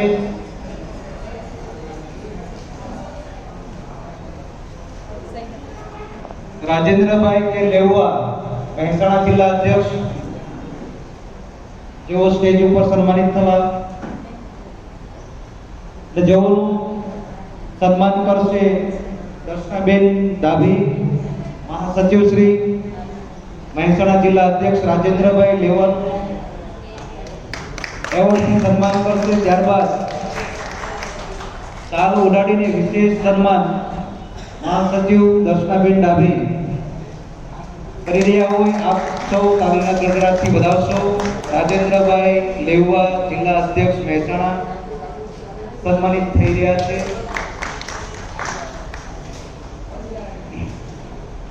ગીર સોમનાથ જિલ્લા અધ્યક્ષ મેઘનાબેન પરમાર વિનંતી કરીશ કે તેઓ અહીંયા સ્ટેજ ઉપર પધારે. મેઘનાબેન પરમાર કેરળની વિશેષ સન્માન કરશે. મેઘનાબેન પરમારનું શાલ ઓઢાડીને રાષ્ટ્રીય અધ્યક્ષ મોહિત વાલિયાજી વિશેષ સન્માન કરશે. ત્યારબાદ મહારત્ન એવોર્ડ થી સન્માનિત કરશે. મેઘનાબેન પરમાર સન્માનિત થઈ રહ્યા છે. આપણે સૌ તાળીના ગણગણાટથી વધાવશું. ગીર સોમનાથ જિલ્લા અધ્યક્ષ મેઘનાબેન પરમાર સન્માન રાષ્ટ્રીય અધ્યક્ષ મોહિત વાલિયાજી દ્વારા થયા બાદ આપણે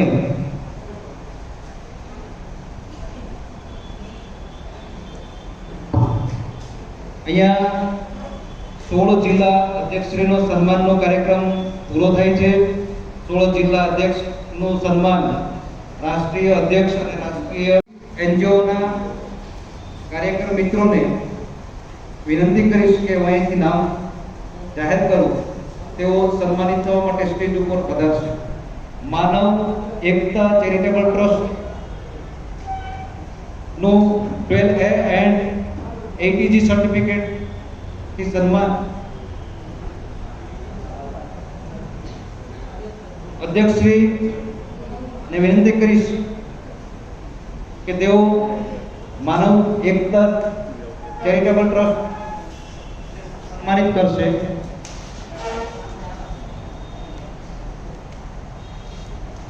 સંયુક્ત રીતે અધ્યક્ષ અને મહાસચિવ દ્વારા માનવ એકતા ચેરિટેબલ ટ્રસ્ટ સન્માનિત થઈ રહ્યા હોય અને પ્રમાણપત્ર અર્પણ થઈ રહ્યું. આપ સૌ તાળીઓથી ગડગડાટથી વધાવશો.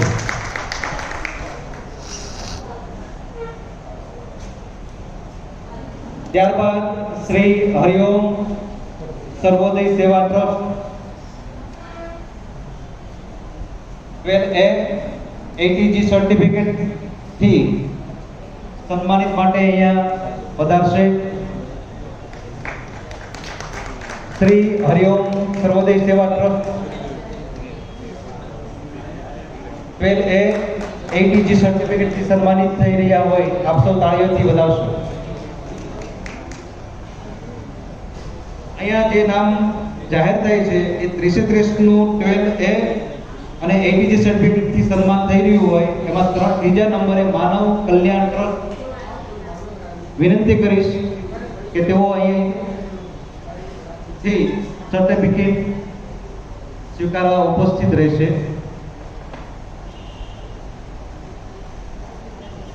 માનવ કલ્યાણ ટ્રસ્ટ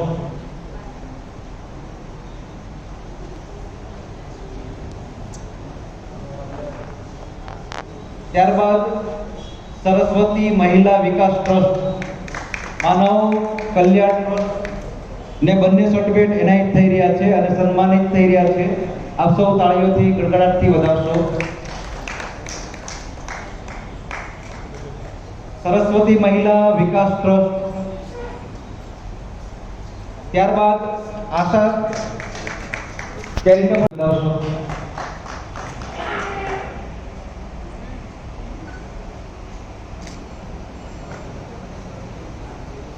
આશા ચેરિટેબલ ટ્રસ્ટ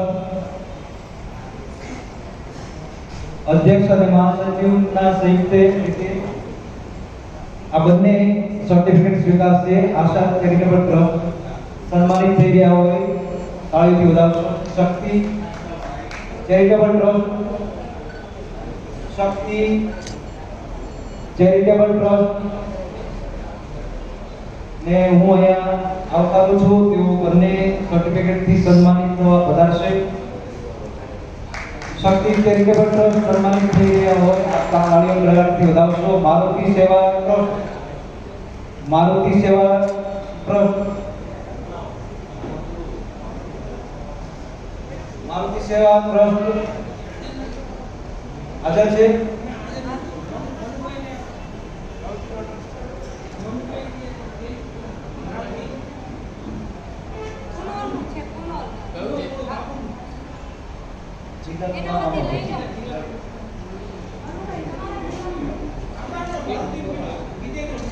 આપ સૌ તાળીઓથી ગડગડાટથી વધાવશો.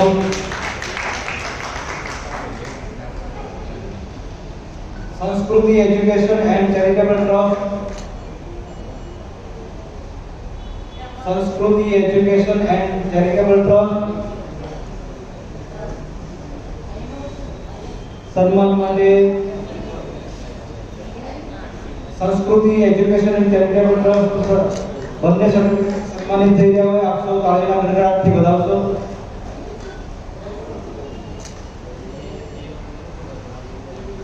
શ્રી રામ ફાઉન્ડેશન, શ્રી રામ ફાઉન્ડેશન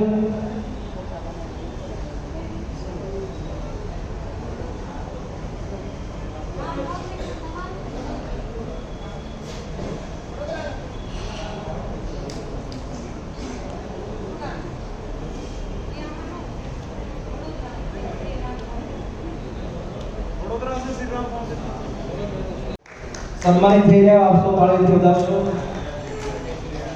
રાજ રૂરલ ડેવલપમેન્ટ ફાઉન્ડેશન, ત્યારબાદ રાજ રૂરલ ડેવલપમેન્ટ ફાઉન્ડેશન,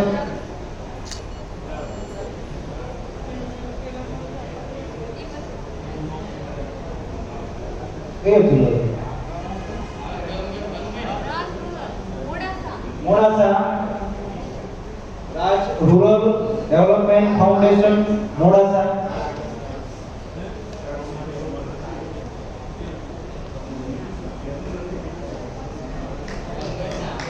સન્માનિત થઈ રહ્યા હોય આપ સૌ તાળી ગડગડાટથી વધાવશો.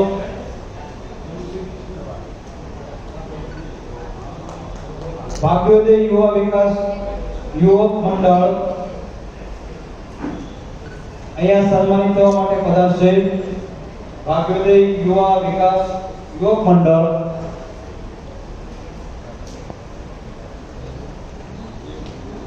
ભાગ્યોદય યુવા વિકાસ યુવક મંડળ સન્માનિત થઈ રહ્યા હોય આપ સૌ તાળીઓથી વધાવશો.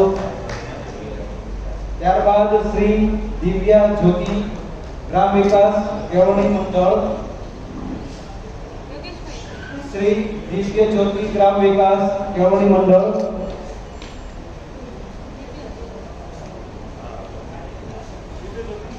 દિવ્ય જ્યોતિ ગ્રામ વિકાસ કેળવણી મંડળ સન્માનિત થઈ રહ્યા હોય બંને સર્ટિફિકેટ અત્રેથી એનાયત થઈ રહ્યા હોય આપ સૌ તાળીઓથી વધાવશો.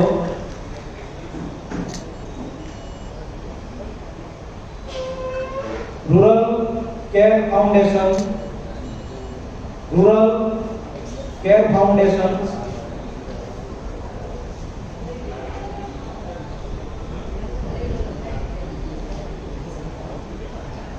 રૂરલ કેર ફાઉન્ડેશન સન્માનિત થઈ રહ્યા હોય બંને અધ્યક્ષશ્રી અને મહાસચિવ દ્વારા આપને વધાવું છું.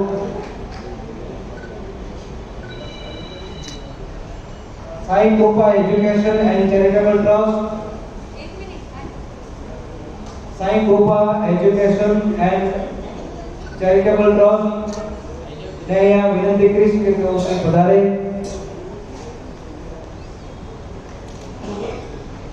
અને સન્માનિત થશે. Sai Kripa education and charitable trust બંને અધ્યક્ષશ્રી અને મહાસચિવ દ્વારા સન્માનિત. જિલ્લો જનકલ્યાણ ટ્રસ્ટ સન્માનિત થઈ રહ્યા હોય આપ સૌ તાળીઓથી વધાવશો.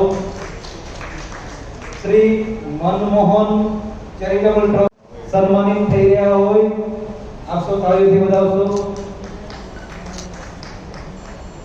શ્રી પારોલ મહિલા પ્રગતિ મંડળ, શ્રી પારોલ મહિલા પ્રગતિ મંડળ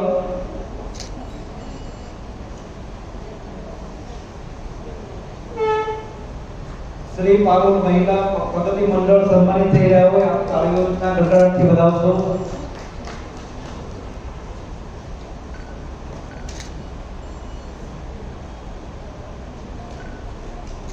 ત્રિલોકી એજ્યુકેશન ટ્રસ્ટ તાળીઓનો અવાજ નથી આવતો. સન્માન થાય છે.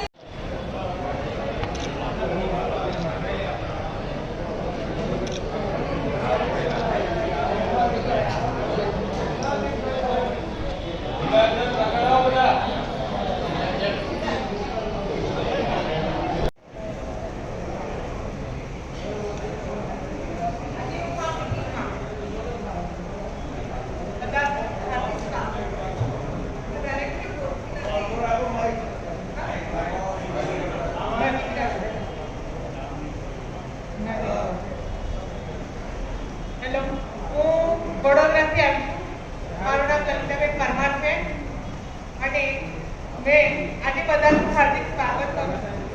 બસ વધારે કંઈ બોલતું નથી.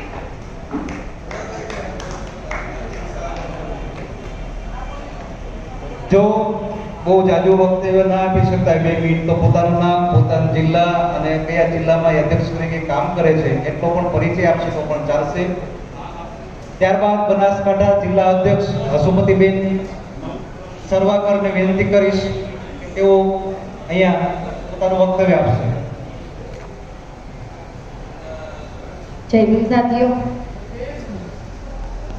આજનો જે આપણો અખિલ ભારતીય મહાસંઘ દ્વારા જે કાર્યક્રમ આયોજિત કર્યો છે એના રાષ્ટ્રીય રોહિત વાલિયા સાહેબ અને આપણા રાષ્ટ્રીય મહાસચિવ દર્શના મેમ, જેમનો હું આભાર માનું છું કે આ કાર્યક્રમ આયોજિત કર્યો છે અને જેમાં જે એનજીઓના 12A અને એડીજી પણ કમ્પ્લેટ હતા એને કમ્પ્લેટ કરાવી આપ્યા. જે એનજીઓને પ્રોજેક્ટ ક્યાંથી મેળવો કે આજ સુધી ઘણી બધી એનજીઓ છે જે એનજીઓને બીજું પીઠ પણ મળે છે એના કારણે એ નાની એનજીઓને કદી સમર્થન આપતી નથી ને આગળ નથી ધપાવતી. એ એનજીઓને આજે એક ચીલો પાડ્યો છે કે એ એનજીઓનો હાથ પકડીને આજે એમને 12A અને એડીજી કે આજે તમે જુઓ છો કે ઓડિટ કરાવવા જાઓ કે 12A કે એડીજી કરાવવા જાઓ તો તમારી પાસેથી અઢળક રૂપિયા વસૂલવામાં આવે છે, એમાંથી તમને બચાવે છે. બીજું કે પ્રોજેક્ટ કઈ રીતે લેવા એ પણ તમને ગ્રુપ મારફતે, જિલ્લા પ્રેસિડેન્ટ મારફતે તમને જાણ કરવામાં આવે છે. તો એ બદલ બનાસકાંઠા જિલ્લા અધ્યક્ષ તરીકે એડવોકેટ હસુમતી સરવાકર આભાર માનું છું આ કાર્યક્રમ કર્યો અને અમને યથાવત આ માર્ગદર્શન મળી રહે એવી આશા અને અપેક્ષા સાથે જય ભીમ.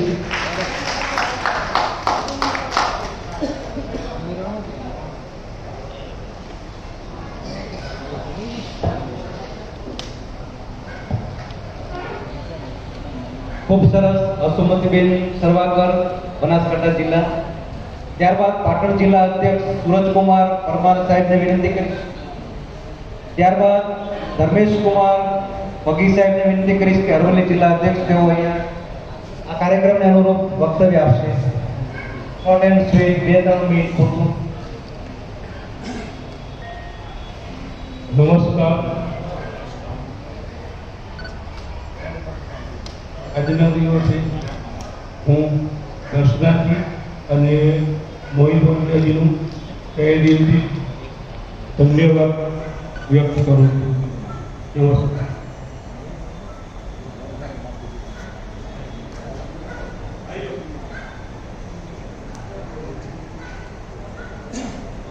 સુરેન્દ્રનગર જિલ્લા અધ્યક્ષ માલતીબેન કાળ છે માલતીબેન કડ સુરેન્દ્રનગર જિલ્લા અધ્યક્ષને વિનંતી કરીશ કે તેઓ વક્તવ્ય આપશે. નમસ્કાર. ભારતીય એનજીઓ મહાસંઘમાં ઉપસ્થિત ગુજરાતના એનજીઓના સભ્ય અધ્યક્ષ દર્શનાનો ખૂબ ખૂબ આભાર માનું છું કે આપણને બધા એનજીઓનું માર્ગદર્શન પૂરું પાડે છે. ઘણી બધી એવી બધી નવી નવી સ્કીમો આપણને આપે છે. બધાને કેવી રીતે પ્રોજેક્ટમાં આગળ કામ કરવું, શું કરવું, બધું ઘણું બધું એવું જાણવા મળે છે કે આપણને ખુદને કંઈ ખબર હોતી નથી. અને અત્યારે જે કાંઈ પેલે એસીથી બધું ફ્રીમાં કરી આપેલું છે. કોરોનામાં કોઈ પણ પ્રોજેક્ટ નથી અને 2 વર્ષ બધા બેસી રહ્યા હતા. અત્યારે આપણને હેલ્પ મળી. ખૂબ બધાનો આભાર અને ખૂબ ખૂબ આભાર. હું સુરેન્દ્રનગરથી આવું છું. માલતીબેન કડ મારી સાથે મારા એનજીઓના ઘણા બધા આવેલા છે. નમસ્કાર.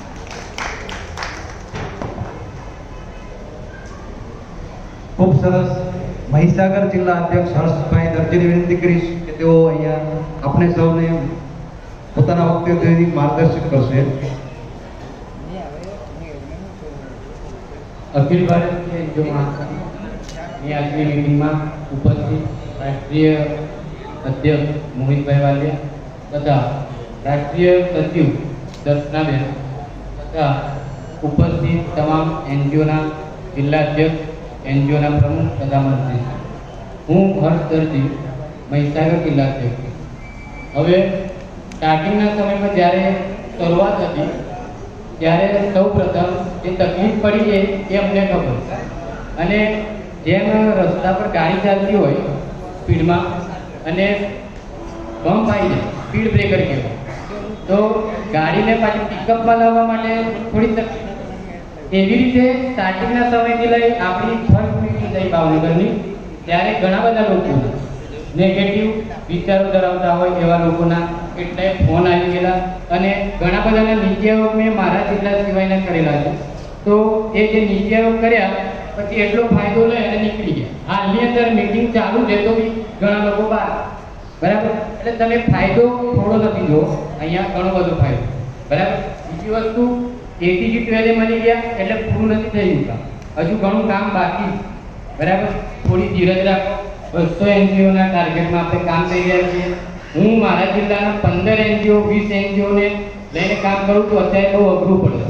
અહીંયા દર્શનાબેન છે, આખા ગુજરાતનું મેનેજમેન્ટ કરે છે, એમના માટે બહુ મહત્વની વાત છે.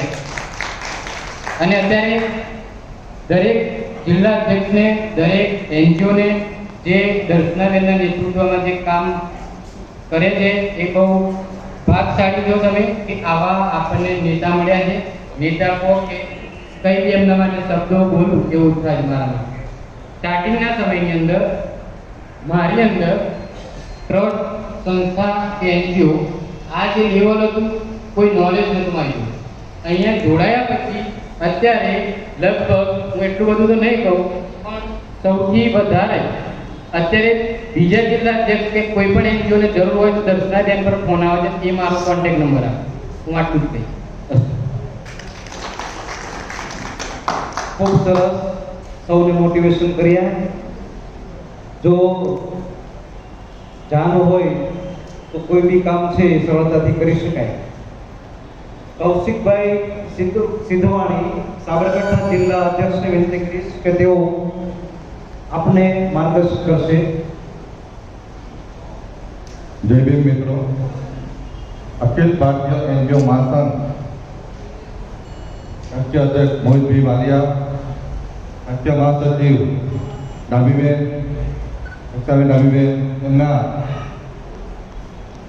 આજે જે પણ કહો અને અહીં તમારા વતી અમે અહીં છીએ, અમે ભલે સાબરકાંઠા કે અધ્યક્ષ છીએ, પણ સાબરકાંઠાના અધ્યક્ષ ચૌધરી સિંધવાણી નામ છે મારું, પણ હું તમારા વતી અહીં છું. તમે છો ત્યારે અમે અહીં છીએ. અને શરૂઆતની વાત કરું, મારા મિત્ર જ્યારે વાત કરી હર્ષભાઈએ, તકલીફ તો ઘણી પડી, પણ દર્શાબેનને કોઈ પણ દિવસે અમે ફોન વાત કરીએ, અમને સપોર્ટ આપ્યો છે. અને જ્યારે પણ કોઈ પણ જરૂર હોય કે બેન અમને નથી ખબર પડતી, તો બેને એનજીઓ વાળાને કહી દીધું છે કે ત્યાં ખબર પડતી મારો નંબર આપી દો. એવી બેનને ખૂબ ખૂબ આભાર માની છે અને શરૂથી અમને મદદ કરી છે અને કરતા રહેજો બેન. Thank you. ખૂબ સરસ. મેઘનાબેન પરમાર, ગીર સોમનાથ જિલ્લા અધ્યક્ષને વિનંતી કરીશ. મેઘનાબેન પરમાર, ગીર સોમનાથ જિલ્લા અધ્યક્ષ, જેઓ પોતાનું વક્તવ્ય આપશે.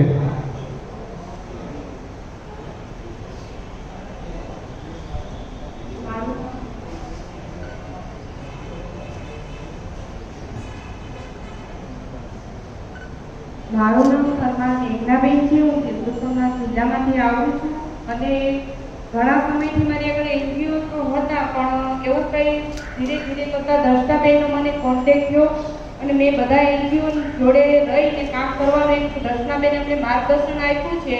એટલે એક મોટું સંગઠન છે, એ મોટું મહત્વનું છે. એક તો બધાય થાય છે, પણ અનેક થઈ જાય તો વધારે સારું થાય છે.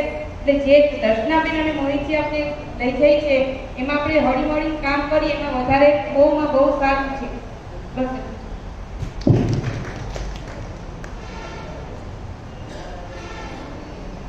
હમણાં એક કહેવત અહીંથી મહાસચિવ દ્વારા કહેવામાં આવી હતી, પછી થોડુંક આમ તેમ થયું, પણ કહેવત એવી છે, મુંડે મતી. દરેક વ્યક્તિમાં જુદી જુદી સમજ શક્તિ હોય, જુદી જુદી એની આવડત મુજબની શક્તિઓ હોય. તો અહીંયા આપણા જિલ્લા અધ્યક્ષ છે અને સૌ પોતાના અનુભવો પોતાની વાણી દ્વારા રજૂ કરે છે. તો ગાંધીનગર જિલ્લા અધ્યક્ષ રૂપાજી જે પ્રજાપતિને વિનંતી કરીશ કે તેઓ પોતાનું વક્તવ્ય આપશે.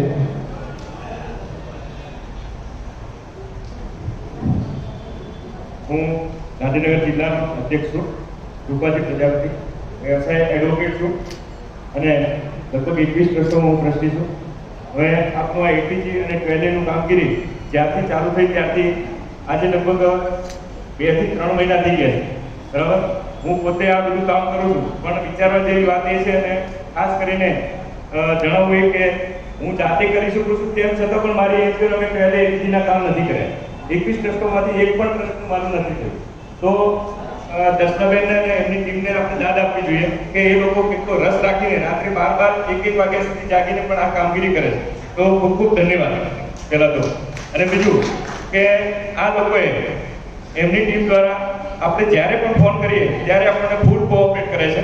અને દરેક એનજીઓને એવું લાગે છે કે હજી ફંડ કેમ નથી આવ્યું, એવા દરેક એનજીઓના ફોન આવે છે. પણ મૂળ વસ્તુ શું છે, આપણા ડોક્યુમેન્ટ પરફેક્ટ હોય અને આપણું જો શસ્ત્ર કમ્પ્લીટ હોય તો જ આપણે લડવા જઈ શકીએ. એવી જ રીતે આપણા ડોક્યુમેન્ટ પેપર વર્ક જો રેડી હોય તો જ આપણને ફંડિંગ મેળવવા માટે અથવા CSR ફંડ હોય કે જે કંઈ ફંડિંગ મેળવવું હોય તો એ પાયાનો બેઝ છે અને ત્યાર પછી જ આપણે મેળવી શકીએ. તો એમના માટે અથાગ પ્રયત્નો મોહિતભાઈ વાયલા સાહેબ અને દર્શનાબેન ડાભી સાહેબ એ કરી રહ્યા છે અને એમની ટીમ ફૂલ હાર્ડ વર્ક કરી રહી છે. તો એમના માટે ખૂબ ખૂબ ધન્યવાદ.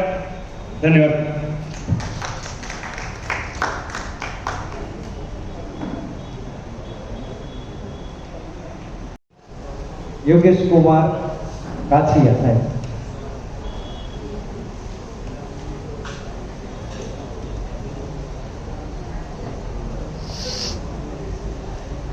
મારું નામ યોગેશ ઘૂંટણના રોગ મને જે અહીંયા આવવા માટે કહીએ મને માર્ગદર્શન આપ્યું અને બેને મને સન્માન થવામાં નહીં પણ સન્માન કરવામાં વધારે આનંદ છે.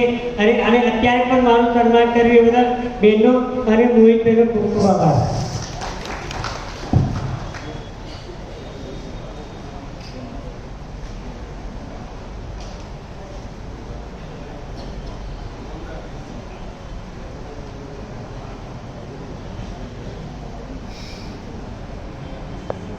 મોરબી જિલ્લા અધ્યક્ષ રંજનબેન ભાયાણીને વિનંતી કરીશ કે તેઓ અહીંયા વક્તવ્ય આપશે. રંજનબેન ભાયાણી, મોરબી જિલ્લા અધ્યક્ષ.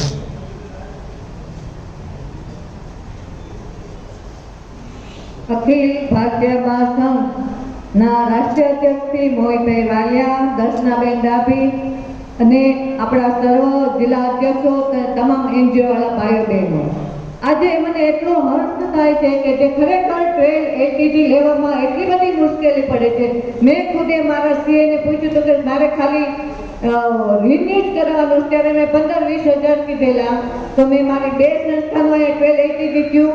એ મને ખૂબ જ આનંદ થયો કે ખરેખર આ એનજીઓ મહાસંઘમાં જોડાય અને આવા નાના નાના કોઈ પણ પ્રોજેક્ટમાં તો આપણે આગળ આવીએ છીએ જે સંઘમાં આપણે જોડ્યા પછી, પણ આવા મોટા ખર્ચામાંથી આપણે બચીએ છીએ. તો ઘણા બધા એવું વિચારે છે કે આપણે આમાં જોડાય, અમને કઈ કામ નથી મળતું. પણ બહેનો ભાઈઓ બધાને એક જ વિનંતી, ખરેખર કોઈ વસ્તુ આમાં આપણે આપણી પોતાની 100% મહેનત અને આ લોકો જે મહેનત કરે છે એને આપણે સપોર્ટ આપી અને કોઈ પણ કામ એક ધારું તાત્કાલિક મળી નથી જતું. કોઈ પણ પ્રોજેક્ટ આપણે તો ઘણી બધી એનજીઓ, અમે તો ઘણા બધા કામ કર્યા, કોઈ પણ ફાઇલ મૂકીએ ત્યારે કોઈ તાત્કાલિક કામ નથી મળી જતું. આ બધા આપણી સાથે જોડે ઘણા બધા એવું વિચારે છે કે અમને નથી મળતું, અમારું કંઈ નથી થયું. પણ ખરેખર તમે ખાસ ધ્યાન આપજો કે કોઈ પણ કામમાં થોડી ધીરજ રાખવી પડે. આ લોકો જે મહેનત કરે છે એને આપણે સાથ સપોર્ટ આપી અને હર હંમેશ આપણે પ્રોજેક્ટ લેવા માટે આપણે એની સાથે જોડાયેલા રહેશું તો આપણે ખરેખર મળશે. એ હું તમને ખરેખર દિલથી કહું છું કે આ બધું કામ થશે, પણ ધીરજ રાખવી પડે. અને આવા બધા કામો તો કેટલા બધા લઈને હજુ આપણે પહેલું પગથિયું ચડીએ છીએ, ત્યાં જ આપણે નેગેટિવ વિચાર કરશું તો આપણે આગળ પગથિયા નહીં ચડી શકીએ. તો આપણે બધા સારા વિચાર કરી દર્શનાબેનને, મોહિતભાઈને, મહિલા આખા આપણા સંઘને બધા સાથે મળીને કામ કરશું તો જરૂર ને જરૂર આગળ વધશું. એવું અમે બધાને શુભેચ્છા. ખૂબ સરસ. રંજનબેન ભાયાણી, મોરબી જિલ્લા અધ્યક્ષ. હવે કચ્છ જિલ્લા અધ્યક્ષ રૂડીબેન બી ગામીને વિનંતી કરીશ કે તેઓ વક્તવ્ય આપશે.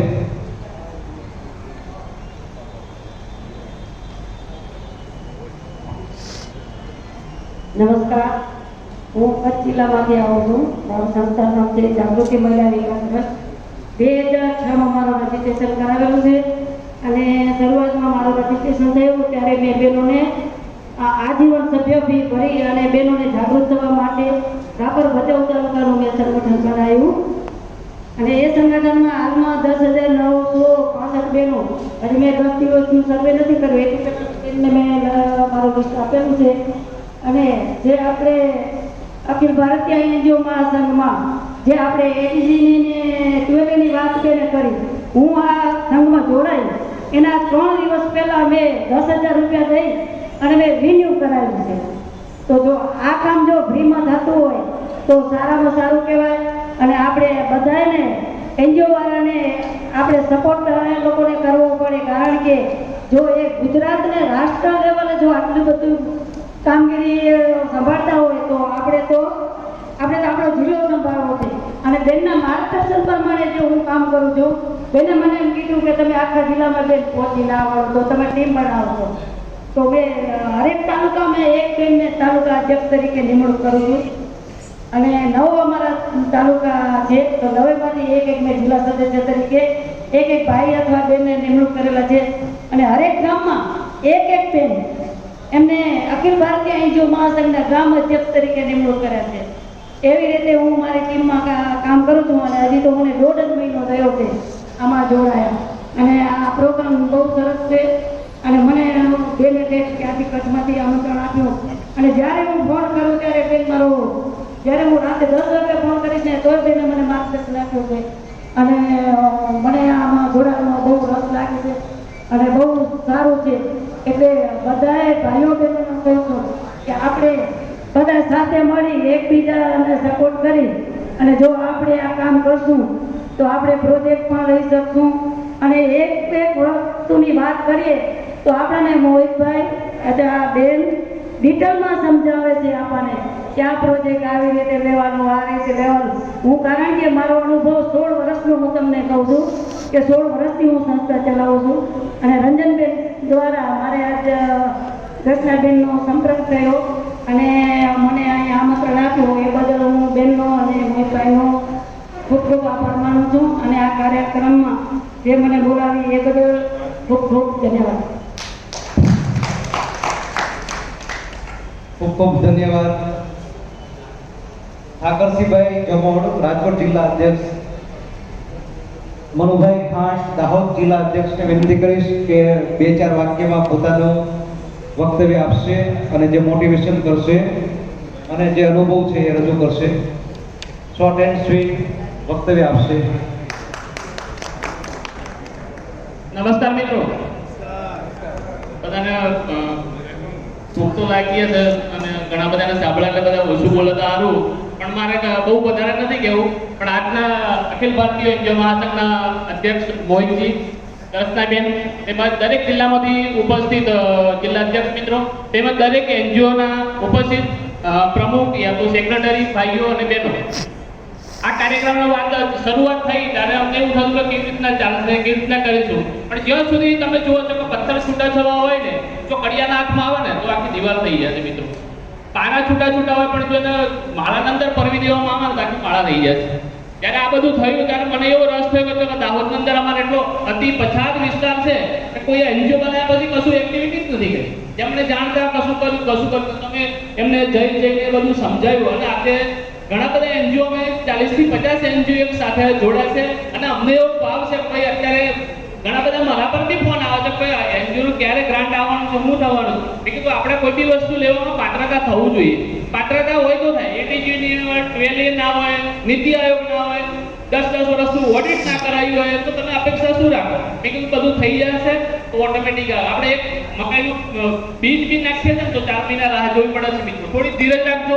અહીં બેઠેલા એવું નથી કે એ જ ગ્રાન્ટ આપવાના છે. આપણા દરેકના સાથ સહકાર હશે તો તમે કોઈ બી કાર્યક્રમમાં નેગેટિવ વસ્તુ લઈને નહીં ચાલો. તમે સાથે એડ થશો તો આ કાર્યક્રમને આપણે વધારે સારો આપણે બનાવી શકીશું. એટલે મારી તો એક દરેક મિત્રોને, ભાઈઓ અને બહેનોને એ જ વિનંતી કે આપણે સાથે મળીને કરીશું. કારણ કે અહીંયા જિલ્લા અધ્યક્ષ છે એવું નથી કે જિલ્લા અધ્યક્ષને કશો મુદ્દો છે કે દરેકને બોલે ને કશું કરે. આપણે બધાના સાથે મળીને, અને હું ઘણા બધા મિત્રોને દાહોદમાં જે મિત્રો મને મદદ કરે છે એવા ઘણા બધા મિત્રો છે, હું દરેકનો સહકાર લઈને જ કરું છું. એટલે દરેકે કોઈ આ કાર્યક્રમને બધા જોડે રહેશું ને સાથે રહેશું ને કડે કડી મિલાઈશું ને હાથે હાથ મિલાઈશું તો આ કાર્યક્રમમાં જે અપેક્ષાઓ લઈને આપણે આવ્યા છે એ આપણી પોતાની નથી, આપણા આખા જિલ્લાની છે. આખા જિલ્લાને આપણે ડેવલપ કરવું છે તો સાથે મળીશું ને આવા બધા આખો સંઘ મળ્યો છે સાથે રહીશું તો આપણી જે અપેક્ષાઓ છે આપણા વિસ્તારની જે કમીઓ છે એ દૂર કરવા માટે આપણે બધા સાથે મળી અને આવતા 4 થી 5 વર્ષની અંદર ઘણો બધો બદલાવ આપણે લાવી શકીશું. આ અપેક્ષા લઈને આપણે આવ્યા છે ને, અપેક્ષા લઈને સાથે ચાલવાનું છે, સાથે મળીને આપણે કરીશું. આટલું કહી મારું વક્તવ્ય પૂરું કરીશું. જય હિન્દ. સૌનો એક ગોલ હોય છે અને એ ગોલ પૂરો કરવા માટે સૌ મહેનત કરતા હોય છે. આપણે એક રોટલીનું ઉદાહરણ લઈએ કે રોટલી છે એ જો આપણે બનાવીએ તેનો આકાર નથી આવતો, પણ મહેનત કરીએ તો એમાં આપણે આકાર બનાવવામાં એ રોટલી જે આપણા માતા બનાવતા એક બહેન બનાવતા એ બને છે. તો આમાં જો મહેનત કરશું અને કોઈકનું માર્ગદર્શન લેશું તો આપણે જ્યાં કદાચ છે જ્યાં સફળતા નથી મળતી ત્યાં સફળતા મેળવી શકશું. મહેસાણા જિલ્લા અધ્યક્ષ રાજેન્દ્ર કુમારને લેવાની વિનંતી કરીશું. તેઓ સમયને અનુરૂપ અને શોર્ટ વક્તવ્ય આપશે. આજના અખિલ ભારતીય એનજીઓ મહાસંઘના વન ડે એટલે કે એક દિવસના સેમિનારમાં ઉપસ્થિત રાષ્ટ્રીય અધ્યક્ષ શ્રી મોહિતભાઈ વાલિયા સાહેબ તથા દર્શનાબેન ડાભી, દરેક જિલ્લામાંથી ઉપસ્થિત જિલ્લા અધ્યક્ષશ્રીઓ તથા વિવિધ જિલ્લામાંથી ઉપસ્થિત રહેલ અન્ય એનજીઓના પ્રતિનિધિઓ. આમ તો દરેકને એવું લાગતું હશે કે આ બધું કરવું એ સહેલું છે, પણ હું તો છેલ્લા 27 વર્ષથી એનજીઓ ચલાવું. હું પોતે સિવિલ ડિપ્લોમા છું. છેલ્લા 27 વર્ષથી એનજીઓ ચલાવું છું. એટલે એનજીઓમાં કઈ એક્ટિવિટી આવે ને ક્યાંથી કઈ વસ્તુ લેવાય એ બધી જાણકારી મારી જોડે જ છે. તેમ છતાંય મને આમાં કૌશિકભાઈએ સામેલ કર્યો એટલે મેં વિચાર્યું કે બીજી એનજીઓનો કોઈ લાભ થતો હોય અને એમાં મદદરૂપ થવા જેવું લાગતું હોય એ માટે આંગળી દીધવામાં કોઈ વાંધો નથી. એટલે મેં મારા મહેસાણા જિલ્લાની 35 એનજીઓનો સમાવેશ કર્યો છે.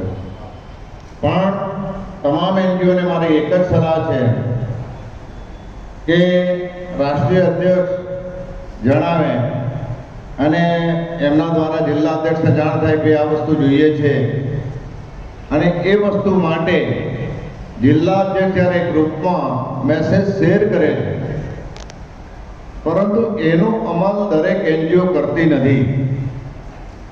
આજે જે 12A અને 80 30 જે તમને મળ્યા છે એ વસ્તુ તો છેલ્લા 6 મહિનાથી ચાલે.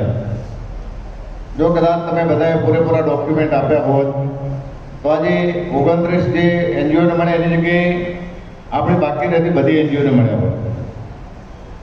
કેમ કે દર્શનાબેન ડાભી તો પોતે મહેનત કરે જ છે, પરંતુ તમારા ડોક્યુમેન્ટ અધારા હોય અને અધૂરા ડોક્યુમેન્ટની અંદર કોઈ પણ કામગીરી શક્ય નથી. કેમ કે અમે પણ કામ લઈએ છીએ તો આજે પ્રપોઝલ મૂકી હોય તો એક પ્રપોઝલના મંજૂરના 6 મહિના 12 મહિના પણ લાગી જતા હોય. આમાં CSR ફંડની જોગવાઈ છે. CSR ફંડ તમારી પાસે 12 સર્ટી હોય અથવા CSR ફંડો સર્ટી હોય તો આપણા આગળ કામ કરનાર વ્યક્તિને સરળતા મળી રહે અને જેટલું ધારો તેટલું ઝડપી આપણને રિઝલ્ટ મળી રહે. તો દરેક એનજીઓને તથા જિલ્લા અધ્યક્ષને મારી નમ્ર વિનંતી કે જે કોઈને જે કંઈ પણ ખૂટતું હોય તે દસ્તાવેજને જલ્દીથી મોકલી આપે અને દસ્તાવેજને ખૂબ ખૂબ સહકાર આપે.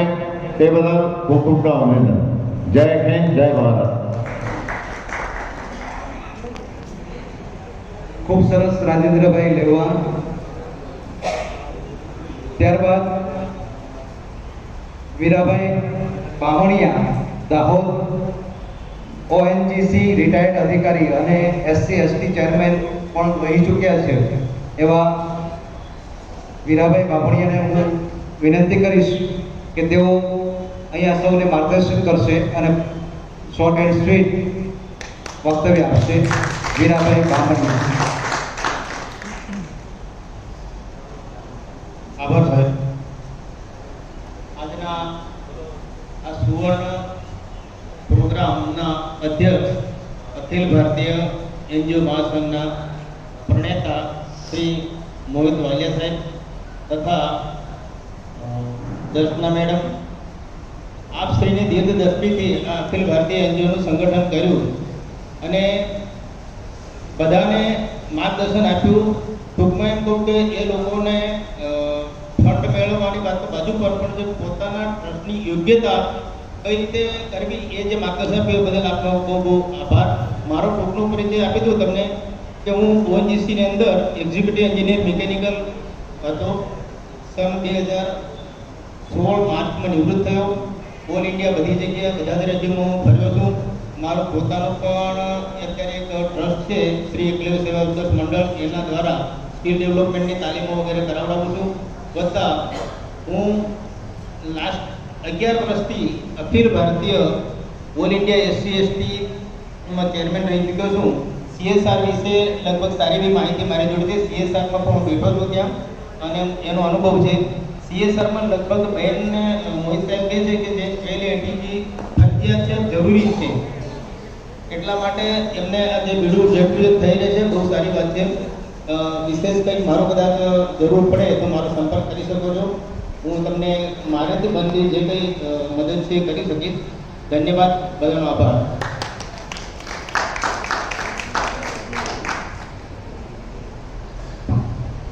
આપણી વચ્ચે આ કાર્યક્રમમાં ભાવનગર જિલ્લાના વતની અને ભરૂચ શહેરના રહેવાસી ભરતભાઈ પરમાર ગુજરાતી શોર્ટ ફિલ્મના ડાયરેક્ટર હાજર છે. તો તેઓને વિનંતી કરીશ કે તેઓ આ કાર્યક્રમમાં પોતાનું વક્તવ્ય આપશે. ભરતભાઈ પરમાર.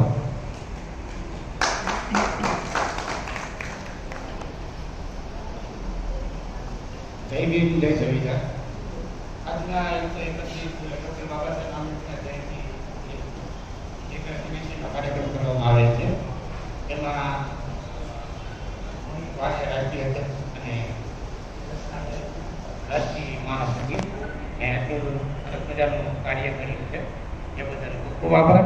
અને દરેક લોકો આવી રીતે જિલ્લા લેવલે, તાલુકા લેવલે આવી રીતે એનજીઓ દ્વારા સરસ સારું કામ કર્યું અને નામના મેળવવાની શુભેચ્છા. Thank you very much. જય હિન્દ.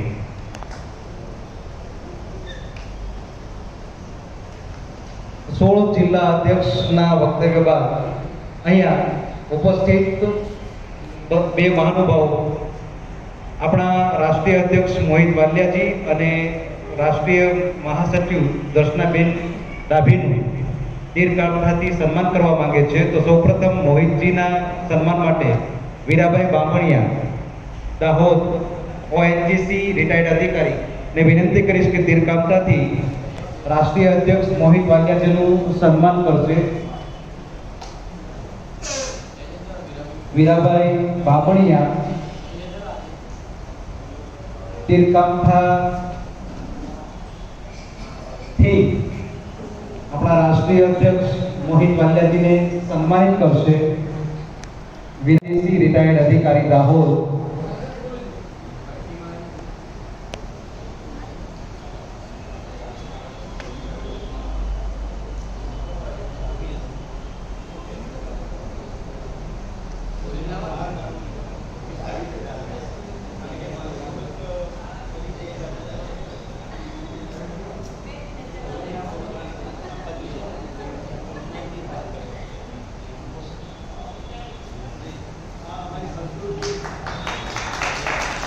સંસ્કૃતિ મુજબનો પહેરવેશ આપણા રાષ્ટ્રીય અધ્યક્ષ મોહિત વાલિયાજીને ઓએનજીસી રિટાયર્ડ અધિકારી વીરાભાઈ બામણિયા પોશાક પહેરાવી રહ્યા હોય આપ સૌ તાળીઓથી વધાવશો.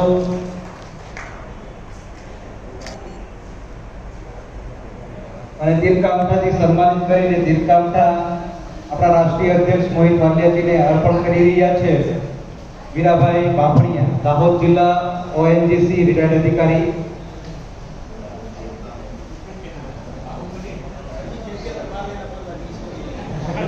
સૌ આ ફોટો પોતાના મોબાઈલમાં ફોટો ક્લિક કરશે.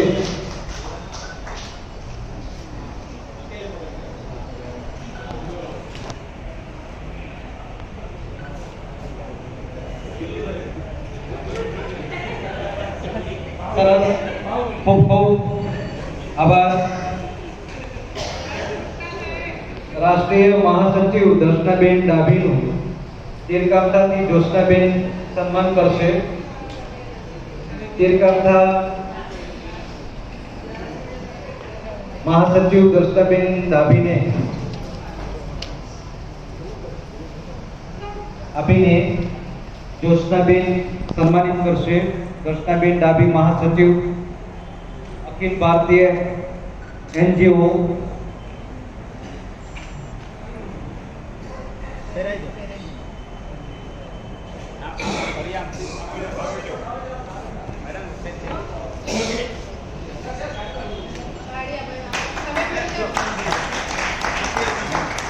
આપણી ભારતીય સંસ્કૃતિ મુજબ આદિવાસી પહેરવેશ દર્શનાબેનને પહેરાવીને જોશનાબેન સન્માનિત કરી રહ્યા છે અને સાથે સાથે તીરકાંઠા પણ અર્પણ કરી રહ્યા છે અને તીરકાંઠાથી એમનું સન્માન થઈ રહ્યું છે. દર્શનાબેન ડાભી મહાસચિવ અખિલ ભારતીય એનજીઓ મહાસંઘ.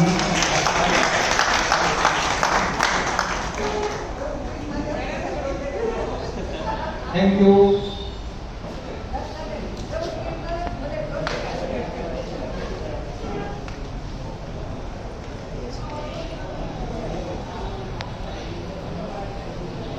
પહેરાવીને સન્માનિત કરશે.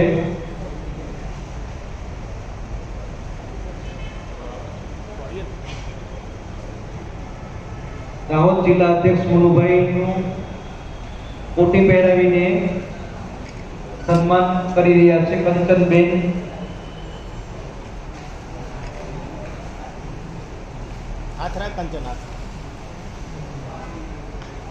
ખૂબ ખૂબ આભાર કંચનબેન.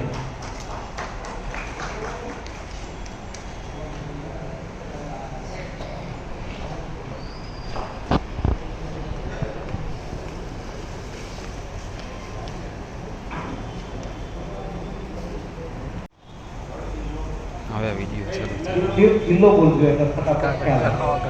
બનાસકાંઠા જિલ્લાના નામ માત્ર તે બોલાશે કે નામ બોલું છું. ગૌરવ સેવા ટ્રસ્ટ ફટાફટ આવશે કેમ કે 200 જણાના આપવાના છે. આપણે ટાઈમ જેટલો લઈશું એટલો. હા જા તો બે જિલ્લા અધ્યક્ષને આપી દઈએ.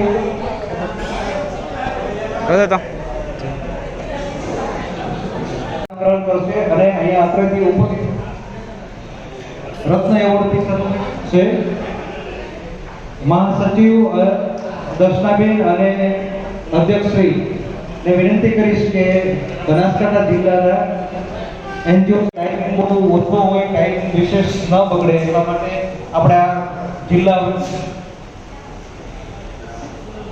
બનાસકાંઠા જિલ્લો સન્માનિત થઈ રહ્યો હોય. સૌ તાળીઓથી વધાવશો.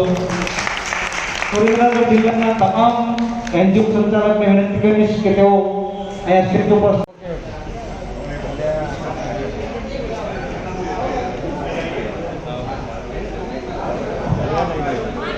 મહીસાગર જિલ્લો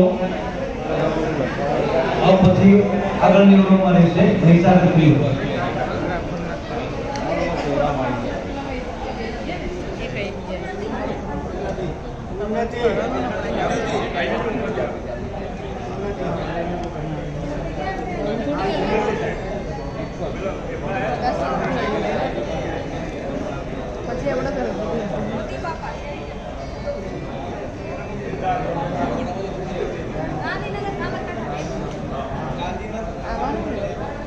ગાંધીનગર સાબરકાંઠા જિલ્લાનું સંયુક્ત રીતે સન્માન થઈ રહ્યું છે.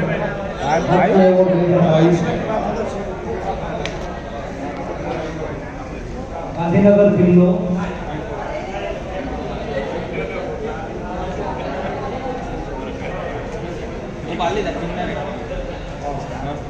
રત્ન એવોર્ડ 2022 એનજીઓ સંચાલક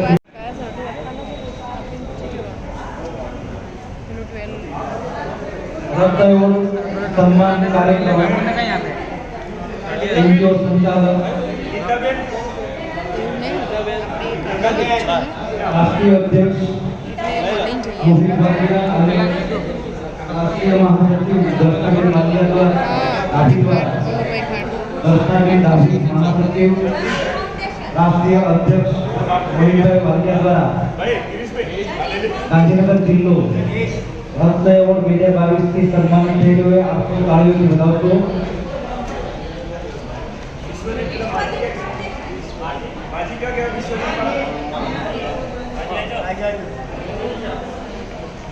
વિશ્વદીપ ફાઉન્ડેશન વિશ્વદીપ આવશે હવે આપણે છેલ્લા છીએ.